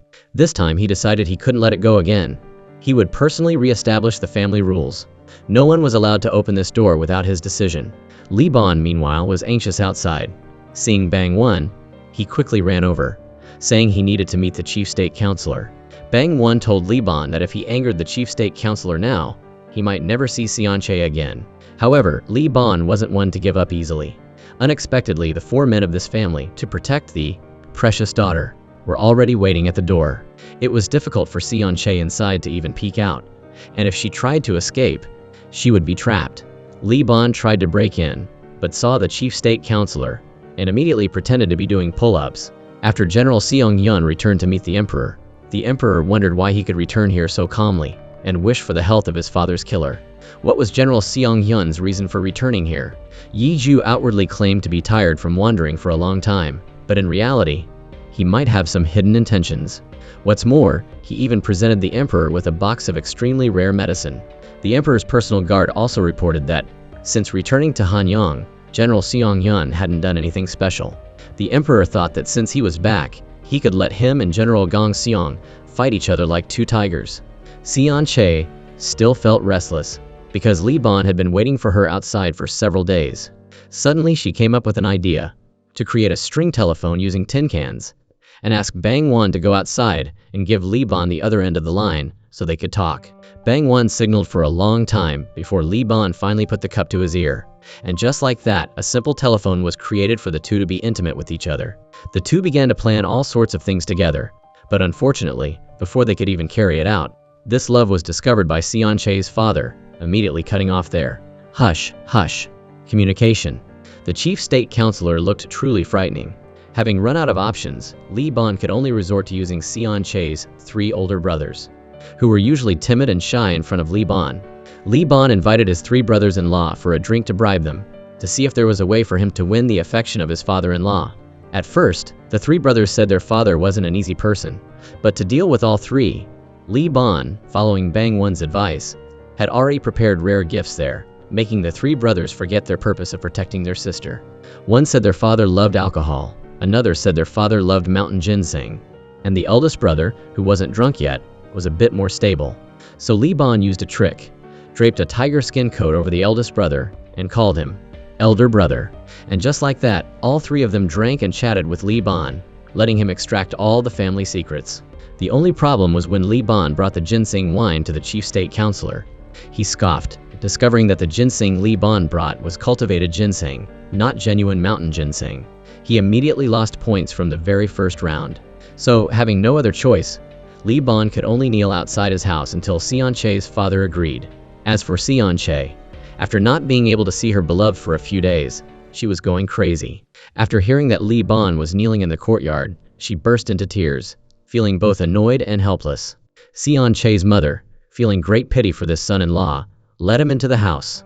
However, as a father with a beloved daughter, Sion Che's father didn't want his child to suffer any harm. Simply put, Li Ban was a man who didn't dirty his hands with blood, but had offended many people. The chief state counselor believed that Sion Che being with him was extremely dangerous.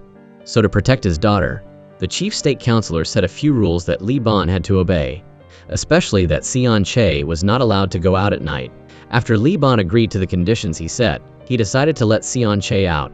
His wife heard this and was overjoyed, going to Sion Che's room to tell her, but to her surprise, she had already disappeared. It turned out that Sion Che had gone with Bang One to see the fortune teller in the area to inquire about her love life. As soon as Sion Che arrived, the fortune teller immediately knew what she needed and pulled out 3 talismans that could help Sion Che find her way in love. However, not long after they started talking, the mischievous mountain god appeared, possessing the body of the fortune teller, and began to warn Sion Che about things in her life. She could fully decide everything, but no one could predict the outcome of those choices. The fortune teller warned Sion Che that she would encounter a crossroads that even a god like herself couldn't prevent. When Sion Che returned home, she also thought a bit about what the fortune teller said. But the important thing now was to give the talisman she had just bought to Li Ban. As soon as she met Li Ban, she couldn't help herself and intended to invite Li Ban to do adult things, because it was a bit cold today.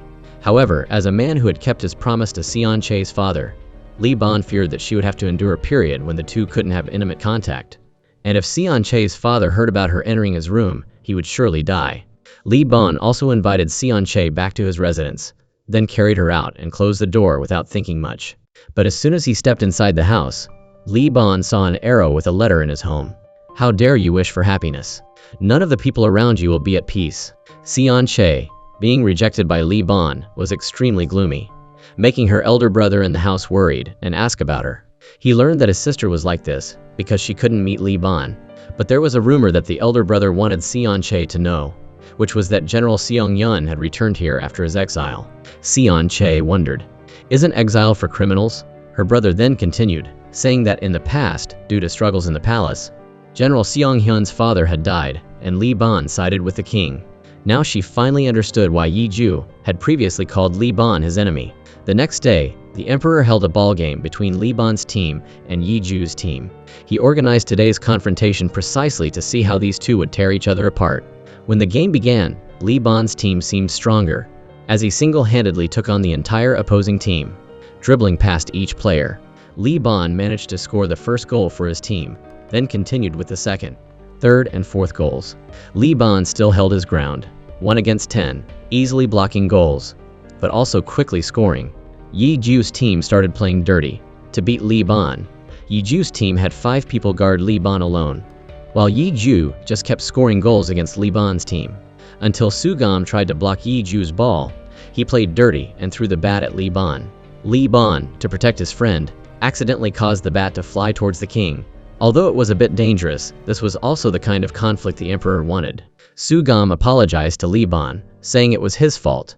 Yi Ju took this opportunity to mock Li Ban. Even a perfect person sometimes makes mistakes, huh? By the way, have you received the letter I sent? It turned out that the letter from last night was sent by Yi Ju. As for the group who had previously knocked down Yi Ju, they were now like cripples, limping on the road, as if Yi Ju had taken revenge on them. The fortune teller, seeing Yi Ju, immediately felt a murderous aura emanating from him, looking incredibly cold after his return. Li Ban suspected that General Siong Hyun's return had something that made him uneasy. Suddenly, a servant returned, saying that he had finished preparing the custom-made matching rings. After meeting AI again, Sugam apologized for suddenly disappearing during their meal a day before. Sugam gave AI a bouquet of flowers, as an apology gift for being a bit rude to her. It was the first time she had received flowers, and AI told Sugam that he didn't need to explain his reasons to her, because everyone surely had their own reasons. Sugam expressed whether he could invite AI to a compensatory meal on that day. AI was very willing to have another date with Sugam. With the mood of someone in love, Sugam bumped into Liban, who was on his way back.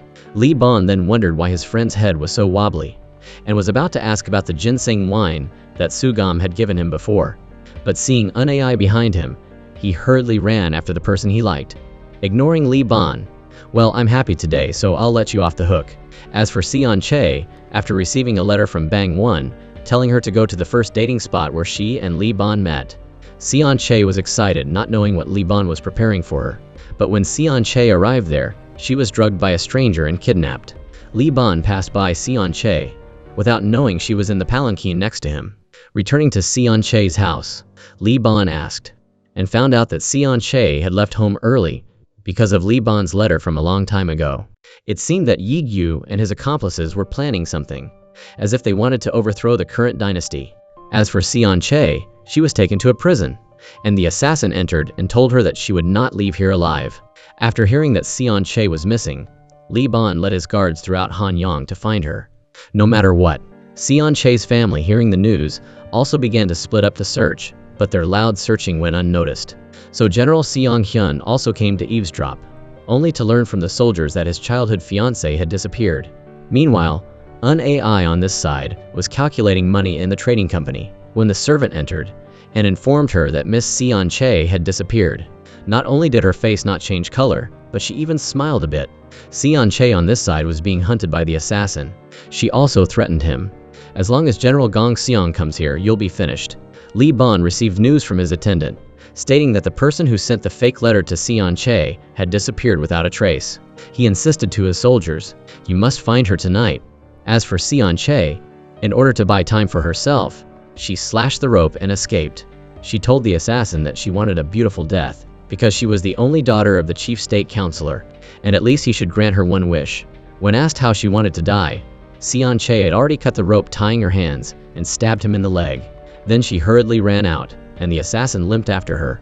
Seeing Li Ban mobilize the entire city to find Sion Che, Yi Ju greatly admired him. "You can truly do anything for the person you love." He guessed that Li Ban must cherish his fiancée's life very much.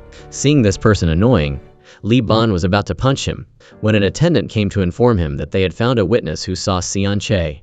So, arriving at the stream, the man said he had seen a strange palanquin while descending the mountain, and it was likely that they hadn't gone far. Sion Che ran to a shrine with a drum, trying to beat it to call for help. Li Ban heard the sound of the drum and immediately ran over. The assassin, seeing Sion Che beating the drum, tackled her, intending to strangle her to death. Luckily, Li Ban appeared, angrily planning to send him to heaven. But Sion Che stopped him, because keeping him alive could help investigate who was behind the assassination attempt on her. So Li Ban had people escort him to the prison, and he carried Sion Che back to her house. Seeing that she was safe and sound, the doctor diagnosed her as just being too tired, so she fell asleep. So everyone quickly went outside. If this future father-in-law doesn't accept this son-in-law, it would be a waste. As a sign, he had offered Li Ban to stay here tonight, specifically to have a few cups of wine with his son-in-law to dispel sorrow. He didn't skimp, and pulled out the family's genuine traditional mountain ginseng wine to thank Li Ban for bringing Sion Che back. He also took the opportunity to tell Li Ban that he would agree to the two getting married. Now, let's forget the past with this cup of wine. Sion Che's father also wanted to apologize for hurting Li Ban in the past. Truly a harmonious father-in-law and son-in-law, a happy family. As for the assassin who assassinated Sion Che, he was tortured to the point of being almost dead. But even if he died, he wouldn't reveal the name of the person who hired him. That night, Li Ban was about to sleep when he realized that General Siong Yan had asked him if he had received the letter he sent. And remembering the scene of Sion Che being harmed, Li Ban thought, could it be that he had harmed Sion Che? Standing in front of Sion Che's residence, General Siong Yan recalled when he was exiled, and saw Sion Che seeing him being exiled and crying. It seemed that he had decided to take revenge for the blood feud he had from his childhood. The next morning, Li Ban had just come to find Sion Che, when he only saw her looking sickly. He sat up, and it turns out that it was just a dream, and Sion Che was sitting next to him. He hugged her tightly.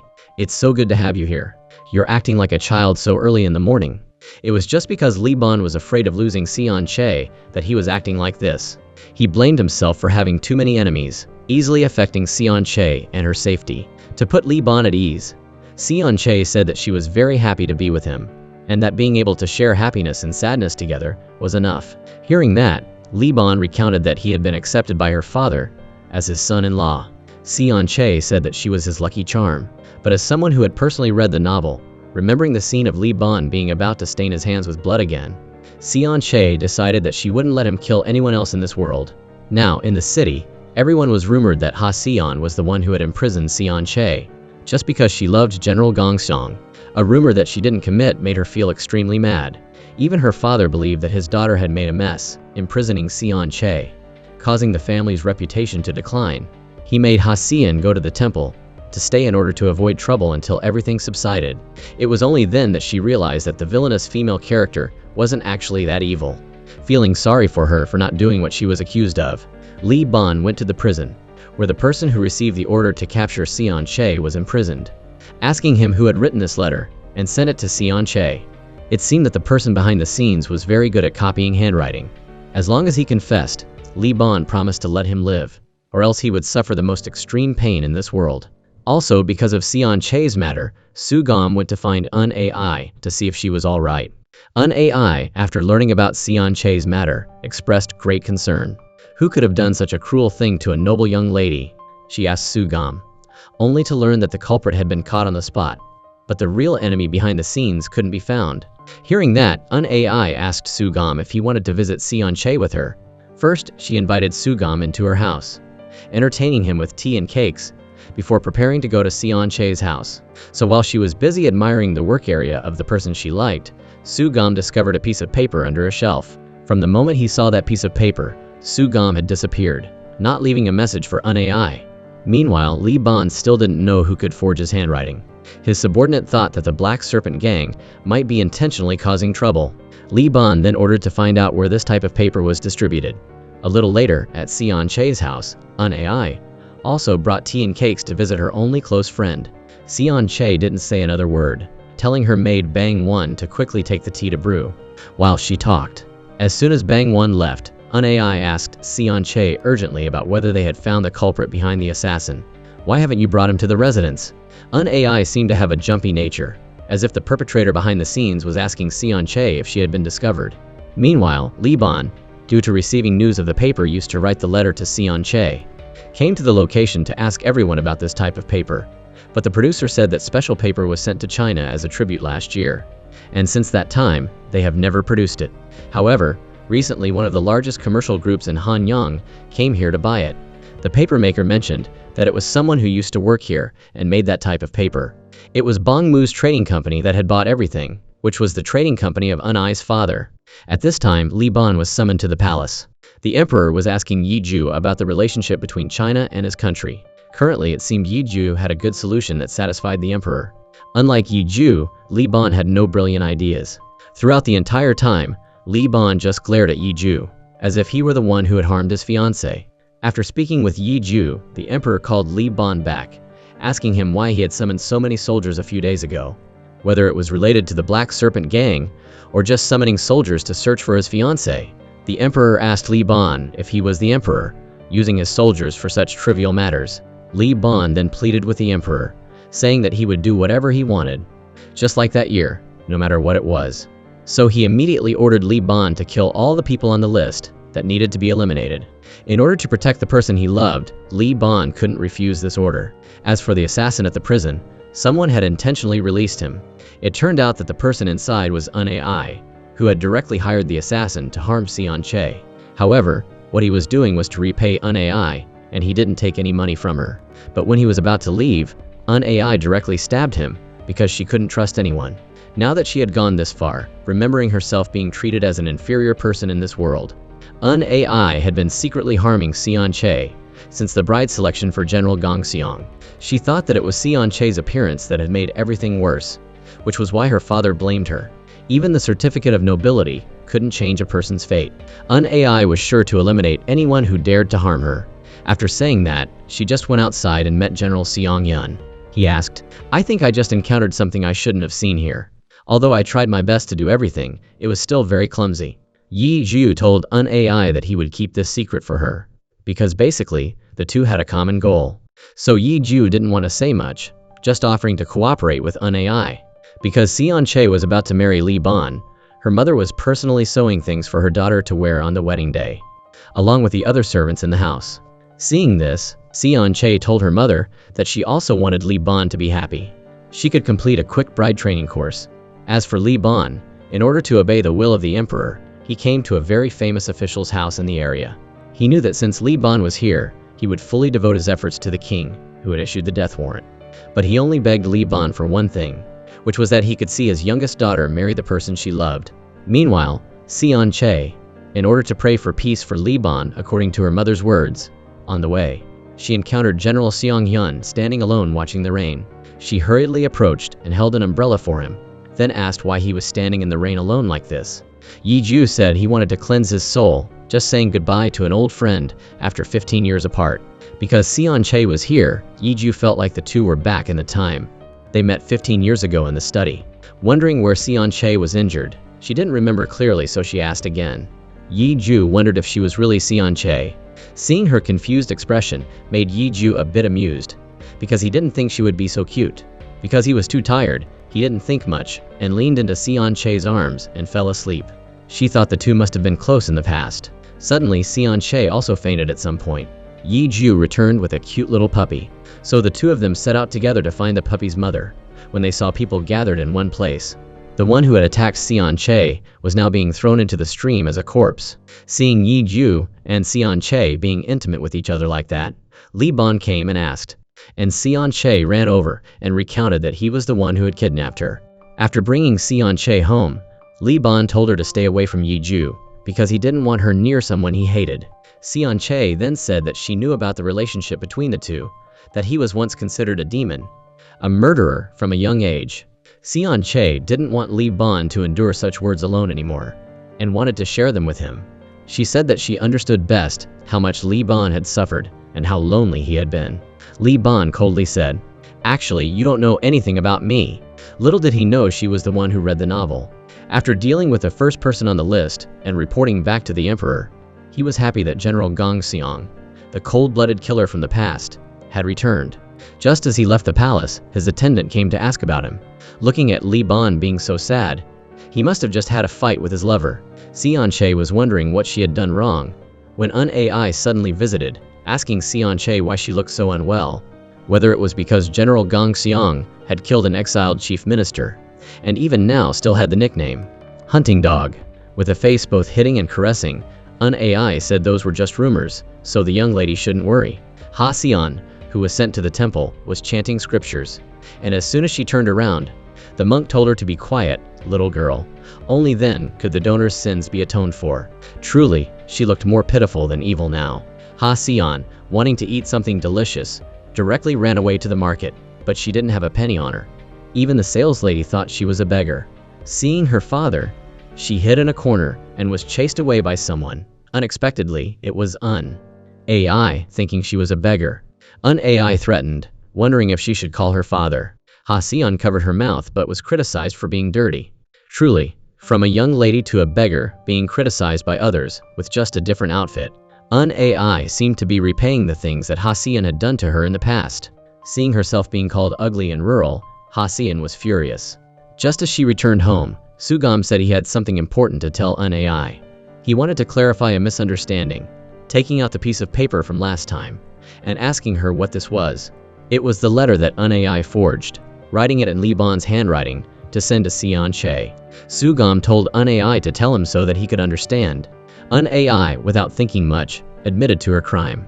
It was unknown whether Sugam was satisfied or not. Sugam wanted to know why a kind person like AI could do such things.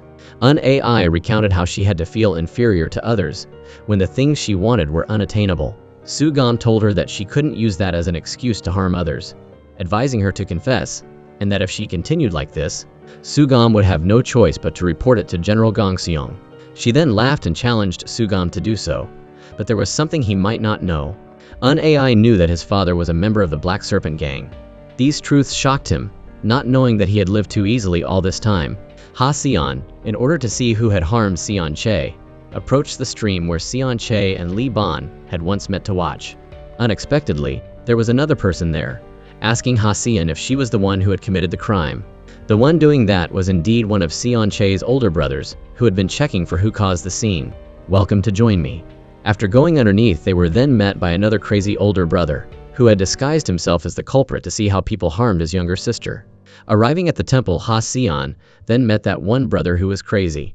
Who knew if the brother had a spark for Hion, or that he was suspicious that she had captured his younger sister. Meanwhile, Li Ban at home was re-examining the body of the kidnapper. He took one look and recognized the victim had been stabbed by an extremely sharp silver knife. His attendant then comes to tell him about the emperor wanting to meet. When he got there, the king asked if Li Ban was hiding anything from him. As soon as Li Ban had affirmed he was not hiding anything from him, the emperor then ordered the head commander to come and ask why he had feigned his death and hidden this one from everyone. The faking of murder was watched by the emperor's people little by little. Those of a weaker sort within the court had then begun to mention this like a treasonous act. They wanted to turn back Li Ban's past and heavily punish him.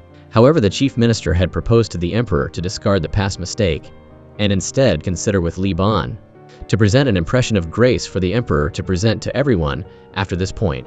Hearing this, the emperor also thought it made sense, but he would only show mercy if Li Ban killed this person right in front of him right now. However, because of Siong Che's words that she didn't want his hands stained with blood anymore, Li Ban knelt before the emperor, begging him to kill him instead.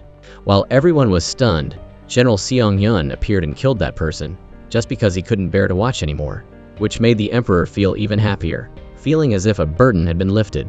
He also decreed to remove Li Ban's title of General Gongxiang and await punishment from the emperor. Li Ban then asked Yiju what he wanted, because these melodramatic plot points made the viewership of the Obsessive Tyrant series surpass the top search. Siong Che received the news that Li Ban had been stripped of his title of General Gongxiang and was very surprised. Her father then recounted what had happened at the palace this morning, when Li Ban did not kill another person. When Sugam returned home to meet his father immediately rushed him to quickly sever ties with Li Ban. He was worried that if he stayed by his side, Sugam would surely die. It turned out that he had joined General Siong Yan's side. Now, the secret behind showed that General Siong Yan was a member of the Black Serpent Gang.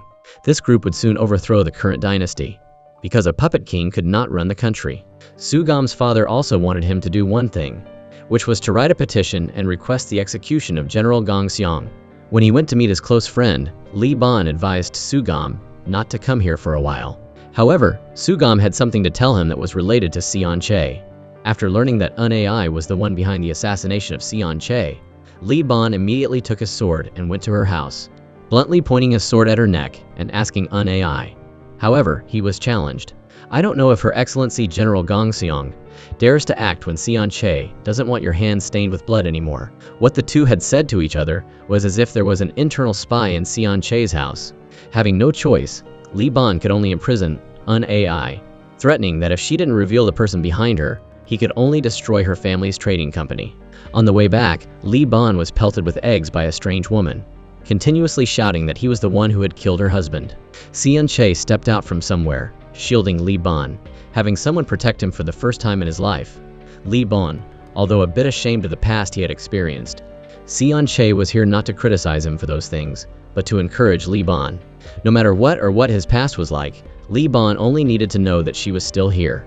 However, in the afternoon of the very next day, the court officials were kneeling before the palace, begging the emperor to execute Li Ban immediately. Currently, the only thing Siong Che could do to help Li Ban was to beg General Siong Yan to help. Because the two of them hated each other so much in the past, Siong Che immediately knelt before Yiju, saying that as long as Li Ban lived, she would do anything Yiju wanted. But she didn't know that she was stepping into a trap that Yiju had set.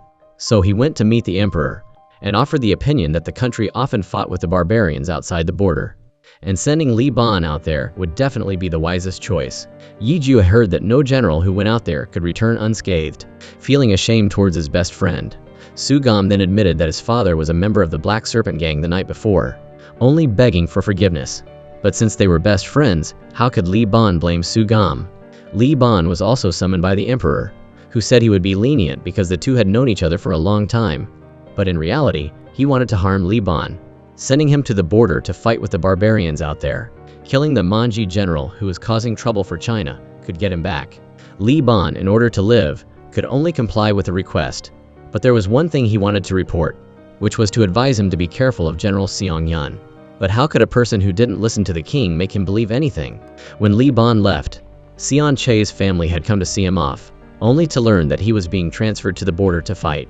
Everyone had forbidden it before, but now happiness with her loved ones wouldn't last much longer. That night, Xian Che went to see Li Ban and told him, "If you leave me by 10 miles, you won't be able to go." The two strolled together on that last night, talking about how difficult it was to even marry Li Ban. She gave Li Ban a ring as a token, instructing him to become husband and wife with her before sunrise. And she promised to give Li Ban an eternal love that would never be separated. And just like that, the two exchanged one last kiss before Li Ban had to leave.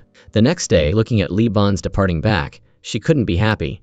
But before leaving, Li Ban turned back and hugged the person he loved one last time, reminding her not to be too heartbroken. However, as soon as she returned home, the intense longing for her husband made Xian Che unable to sit still. She called Bang One over. "Prepare my things, even if my parents come, I won't change my mind." Xian Che wanted to move to Li Ban's house to live, to relieve her longing for her beloved, even if she was alone. Until that evening, while packing, a certain item suddenly made Xian Che remember something, and she fainted immediately. As for Li Ban's army, on the way to the barbarian land, they were ambushed. Would he be able to return? So the royal army's at the border, right? They get ambushed. But there's this one dude, Yi Bian, he's like totally fearless. He goes berserk, charging headfirst into the enemy formation, hacking and slashing like a total warrior. Meanwhile, back home, Yi Bian's wife, Sun Chaik, is sorting through her jewelry. She stumbles upon this weird-looking keychain, super mysterious. Suddenly, she gets this crazy, throbbing headache, both in the real world and the comic book world. She wakes up and realizes, wait a minute, this is the keychain I bought back in the real world. She's all confused, asking Wu Yi, how did this even get here? Wu Yi explains that when Sun Chaik went to see the fortune teller, the shaman offered a bunch of charms and keychains, and Sun Chaik grabbed this doll. So Sun Chaik goes back to the fortune teller and asks, what's this doll even supposed to do? The shaman explains that Sun Chaik came seeking a way to escape her ordinary life. Then of course, Sun Chaik is all worried about her fiancé, wondering if he'll make it back alive. She completely forgets about the doll, and is just anxiously waiting for an answer. The fortune teller pulls a strange reading, saying that when this particular outcome arrives, everything will end. She's never seen a reading like it before in her life. All night long, Sun Chaik is pacing back and forth, totally stressed. All she wants is for Yi Bian to come home safe. Now, over at the palace, the emperor is a nervous wreck. He's the one who sent Yi Bian to the border in the first place. He's panicking, thinking, will Yi Bian even come back? He's worried about the Black Serpent Society assassinating him. Luckily, Yi Ju is there to reassure him, saying, I'm here now, your majesty. That calms the emperor down a bit. Meanwhile, Hua Xian is freezing her butt off, and overhears two maids gossiping about Yun. She wonders what those two are doing there so late at night. After moving into Yi Bian's house, she feels like he's still there, which makes her a little happy since everything is full of Yi Bian's belongings. But the house is still empty though. Even when she goes to the market, Sun Chaik imagines that the person in front of her is Yi Bian. Yi Ju is trying to get closer to her by purposefully letting the puppy he gave her get near her. Sun Chaik tells him not to call her name because she's married now. And Yi Ju laments that the image that Sun Chaik had in the past was exactly him and that she wanted it that way. Then he asks, isn't that the type of husband you want? Sun Chaik knows what Yi Ju is thinking though. After hearing what Yun has done, Hua Xian goes straight to Yun's house and tells her that she's reported her to the authorities, saying, I even have a witness. Yun acts all tough and fearless, but Hua Xian wants to see if she'll act that way in front of the Justice Department. Hua Xian doesn't know that the tea she drank from Yun earlier had something in it, and she actually finished the whole cup. It seems that Hua Xian got scared easily by Yun's threats. Later that night, Sun Chaik returns to Yi Bian's house, only to find all the servants bawling their eyes out. Soldiers arrive with Yi Bian's helmet, saying that he was ambushed and killed in battle. Sun Chaik refuses to believe it. She's like, if he's dead, where's his body? She thinks they are lying. So even though everyone says Yi Bian is gone, Sun Chaik is not buying it. Until she sees his body, she refuses to believe he's dead. The general tries to explain that, Enemy forces often take the bodies of enemy generals as trophies, so it's going to be tough to find him. She puts on a brave face outside, but once she's alone, she breaks down. She refuses to believe he could die so easily, and vows to find out what really happened herself. While searching his belongings, she finds a letter in a blue pouch. It turns out it's the first letter Yi Bian has ever written to anyone. "Every time I held a sword, every time I went into battle, I felt no fear," he wrote. "But since Sun Chake came into my life, I fear you being lonely more than I fear my death." Cue the tears. Meanwhile, surprise, surprise, Yi Bian is alive. He actually defeated a squad of elite assassins, but as he's about to finish off the last one, he gets swarmed by another group of even bigger assassins. These guys are huge and strong and pound Yi Bian, who's already badly injured, into even worse shape. In the end, maybe I was wrong, not knowing if Yi Bian was really dead or not. Before he passes out, he tells his only best friend to take care of Sun Chake for him in his stead. Back at the palace, the emperor, who was so impressed by Yi Bian's reputation, has now completely lost it. He's super anxious, wakes up in pain, the works. Yi Yu seizes the opportunity and starts manipulating the emperor, telling him that his health is failing, and that if he doesn't want his position to be threatened, he needs to find a new pawn to replace himself. The emperor is worried and asks Yi Ju who he should give the throne to. Sun Chake makes up her mind to go find Yi Bian. Yi Yu shows up to offer his condolences, but Sun Chake insists her husband is still alive. She asks him for troops to help her find him, but little does she know, Yi Ju practically runs the whole city now. Sugam, desperate to save his friend Yi Bian, goes to his father to ask for permission to go rescue him. He says that, anyway, he doesn't have much value in his father's eyes. Sugyam's dad pulls out his sword and threatens him, saying that if he goes outside that gate, he will slay him. But Sugyam isn't scared. He says he doesn't want to live a life filled with guilt, just because of his father's ideals that he can't understand. From now on, Sugyam will decide which path he wants to take. Sun Chake needs an army to rescue Yi Bian, and Yi Ju says he can help her. But there's a catch, she has to marry him. He says if she accepts him, he'll do everything for her, just like she did for Yi Bian. The way Yi Ju is rushing this makes Sun Chake realize he's a member of the Black Serpent Society. He keeps mentioning Yi Bian's name, which makes Yi Ju so annoyed. He tries to take advantage of Sun Chake, but she slaps him across the face and warns him never to use his mouth to call her name again. Yi Ju looks like he's in so much pain as he tries to smile. After several weeks of using Yi Ju's incense, the emperor looks like a mess. He's completely out of it. All he can do is watch as Yi Ju stands before all the court officials and announces that he's abdicating the throne. He says he can no longer handle state affairs and will pass the throne to Yi Ju. Obviously, this causes a huge uproar in the court.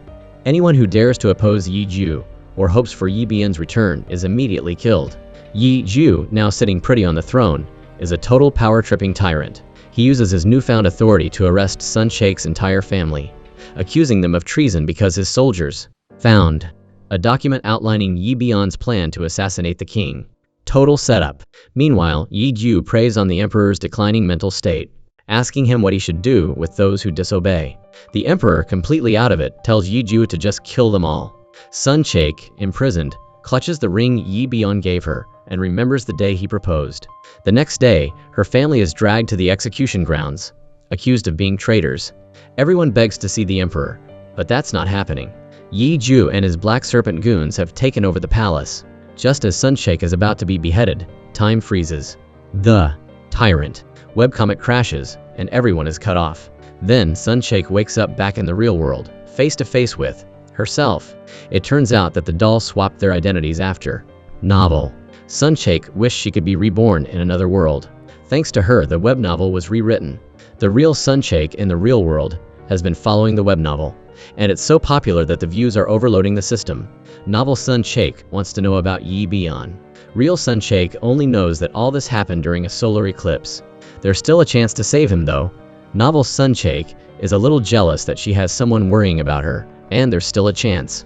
The real world Sun Chake can rescue him, as the system maintenance is restored in an hour. Real Sun Chake asks her about how to rescue him, and just then, the boy who sold her the bracelet appears and reveals himself to be a god, and says that he has been connecting lovers. He reveals himself to be Ye Lao, the god of marriage, and also the original author of the web novel. However, he says that the plot changes and events that unfold are due to the novel Sun Chake entering the world. He does not involve himself anymore. He says that because Sun Shake challenged the author to change the story is the reason why she entered it. Up until this point, Yoi Lao gives Sun Shake a chance to edit the web novel. She uses her mad keyboard skills to write about a bee who recognizes the most beautiful flower in the country about to be beheaded. It stops the executioner, but Sun Shake needs to be able to say something. So she writes that Sun Shake shouts that she wishes to speak. Yi Ju throws her in prison to see how she'll explain that. Sun Shake explains that it's like the country can't thrive without talented officials, only with violence and killing. She asks Yi Ju if the other members of the Black Serpent Society want him alone on the throne, or if they will stab him in the back. Yi Ju thinks she's worried about him, and saving her own skin at the same time. After thinking it over, Yi Ju summons Sun Shake that evening and gives her a chance. Marry him. She refuses and immediately runs away, catching Yi Ju completely off guard. She threatens him, saying if he comes any closer, she'll jump into the lake. Yi Ju doesn't say much, but he even wants to grant her wish and gives her a sword so that she can kill herself. Instead of killing herself, Sun Shake tries to kill Yi Ju, but she's not strong enough. Before he can kill her, an arrow flies through the air, knocking the sword out of Yi Ju's hand. Everyone is shocked. Yi Bian has returned. Flashback time. Back before Yi Bian was almost beheaded, the bracelet Sun Shake gave him distracted the enemy. Yi Bian uses the chance to turn the tables, but he doesn't kill the man, which confuses him. Yi Bian says he only wants to prevent any more unnecessary deaths. That's a promise he made to Sun Shake. Hearing that, the enemy leader orders everyone to stand down and back off. That's how Yi Bian gets his chance to reunite with Sun Shake. The miracle of their connection is in full effect. Meanwhile, back in the capital, Sugam and the court officials have been kneeling outside the palace for days, hoping the emperor won't abdicate the throne. Just when Sun Shake is cornered, Yi Bian comes charging back to rescue her. He boldly declares to the red-clad Black Serpent soldiers, "If you want to live, drop your swords and get out of the way." Faced with a man who survived Manji's attack, they're all terrified and run away. Only Yi Ju remains, and he throws down with Yi Bian. As the one known as the God of Slaughter, Yi Bian stuns Yi Ju, who cannot believe Yi Bian has returned. Sugam is confused as to why assassins are pointing their swords at the court officials, and the leader then threatens that he must retreat if he does not want to be injured. But then Yi Bian's soldier comes to protect Sugam, and everyone knows that Yi Bian is still alive. Sugam starts crying tears of joy. The Black Serpent gang is busy waiting for news from Yi Ju, but Yi Bian's men bust in and arrest everyone involved in the rebellion. Yi Bian no longer feels guilty toward the past Yi Ju. He orders his soldiers to drag the traitor to the prison. Sun Shake is overjoyed to see Yi Bian alive, and he's relieved to see her too. Sun Shake is incredibly upset and puts her lips to his. United with his family again, she couldn't be happier. At the emperor's bedside, Yi Bian kicks over the pot of poisoned incense and calls for the royal physician. The doctor examines the emperor and says he's been exposed to the toxin for too long, which has weakened him, but luckily, he can be completely detoxified and just needs rest. The emperor sees Yi Bian and thinks he's a ghost, accusing him of haunting him even after death. He cowers in fear, running all over the room, then kneels before Yi Bian and begs for forgiveness. He confesses to taking Yi Bian's mother's life and pleads for Yi Bian to spare him, just like Yi Bian did all those years ago. That night, Yunei tries to run away, but Hua Xian stops her, asking, "Where are you going at this hour?" Hua Xian calls the soldiers to arrest Yunei, who freaks out, screaming that she didn't do anything. "Well, goodbye then," Hua Xian says. Sun Shake reflects on how naive she was to believe in the female lead, thinking she was good, shining brightly in her eyes. Yunei says she hasn't changed toward Sun Shake, but asks her to stop and admit what is wrong. Yunei screams that she would be able to stop when seeing Sun Shake, who has easily obtained the things that she had worked for her entire life. Yunei is wrong though, because Sun Shake also has to work hard to have her own happiness. Yi Bian has captured all the rebels, and even the assassin Yi Ju sent has confessed everything. Yi Ju demands of Yi Bian, "What right do you have to interrogate the emperor?" The emperor drags himself over and says, "I'm the one who ordered Yi Bian to do this." The emperor, now seeing clearly, realizes he's been manipulated. He declares that if they confess and pledge allegiance, he'll spare their lives. Even their descendants won't be punished. Hearing this, the remaining conspirators start blaming Yi Ju, one even exaggerating, and saying he wanted to gouge out the emperor's eyes. "We share the blessings, we bear the burdens," the emperor says. Because they've confessed, he'll spare them from extermination. But don't expect any further forgiveness. Yi Ju is full of hatred and says that the emperor is no more than a beast.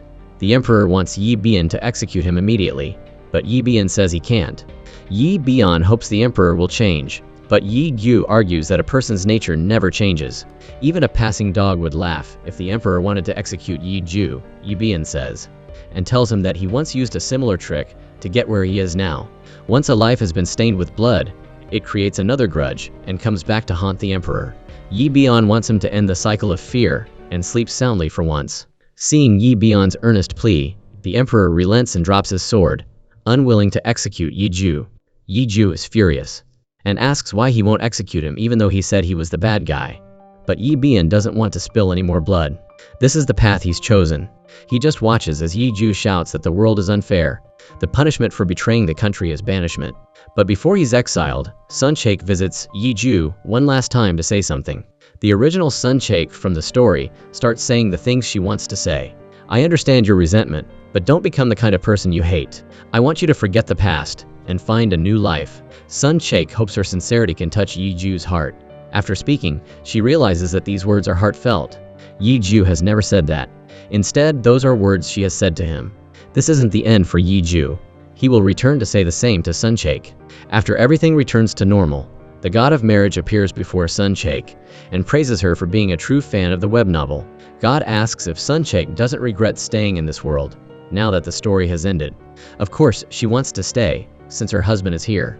However, Sun Chaik still wants to delay their wedding, because of the fortune teller's words that when the moment comes, everything will end.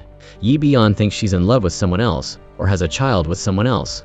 Sun Chaik tells him it's even more unbelievable than that. Hua Xian, now exonerated, turns on her father and lectures him. Being as strict as her father, she can't pass up such a good chance for revenge.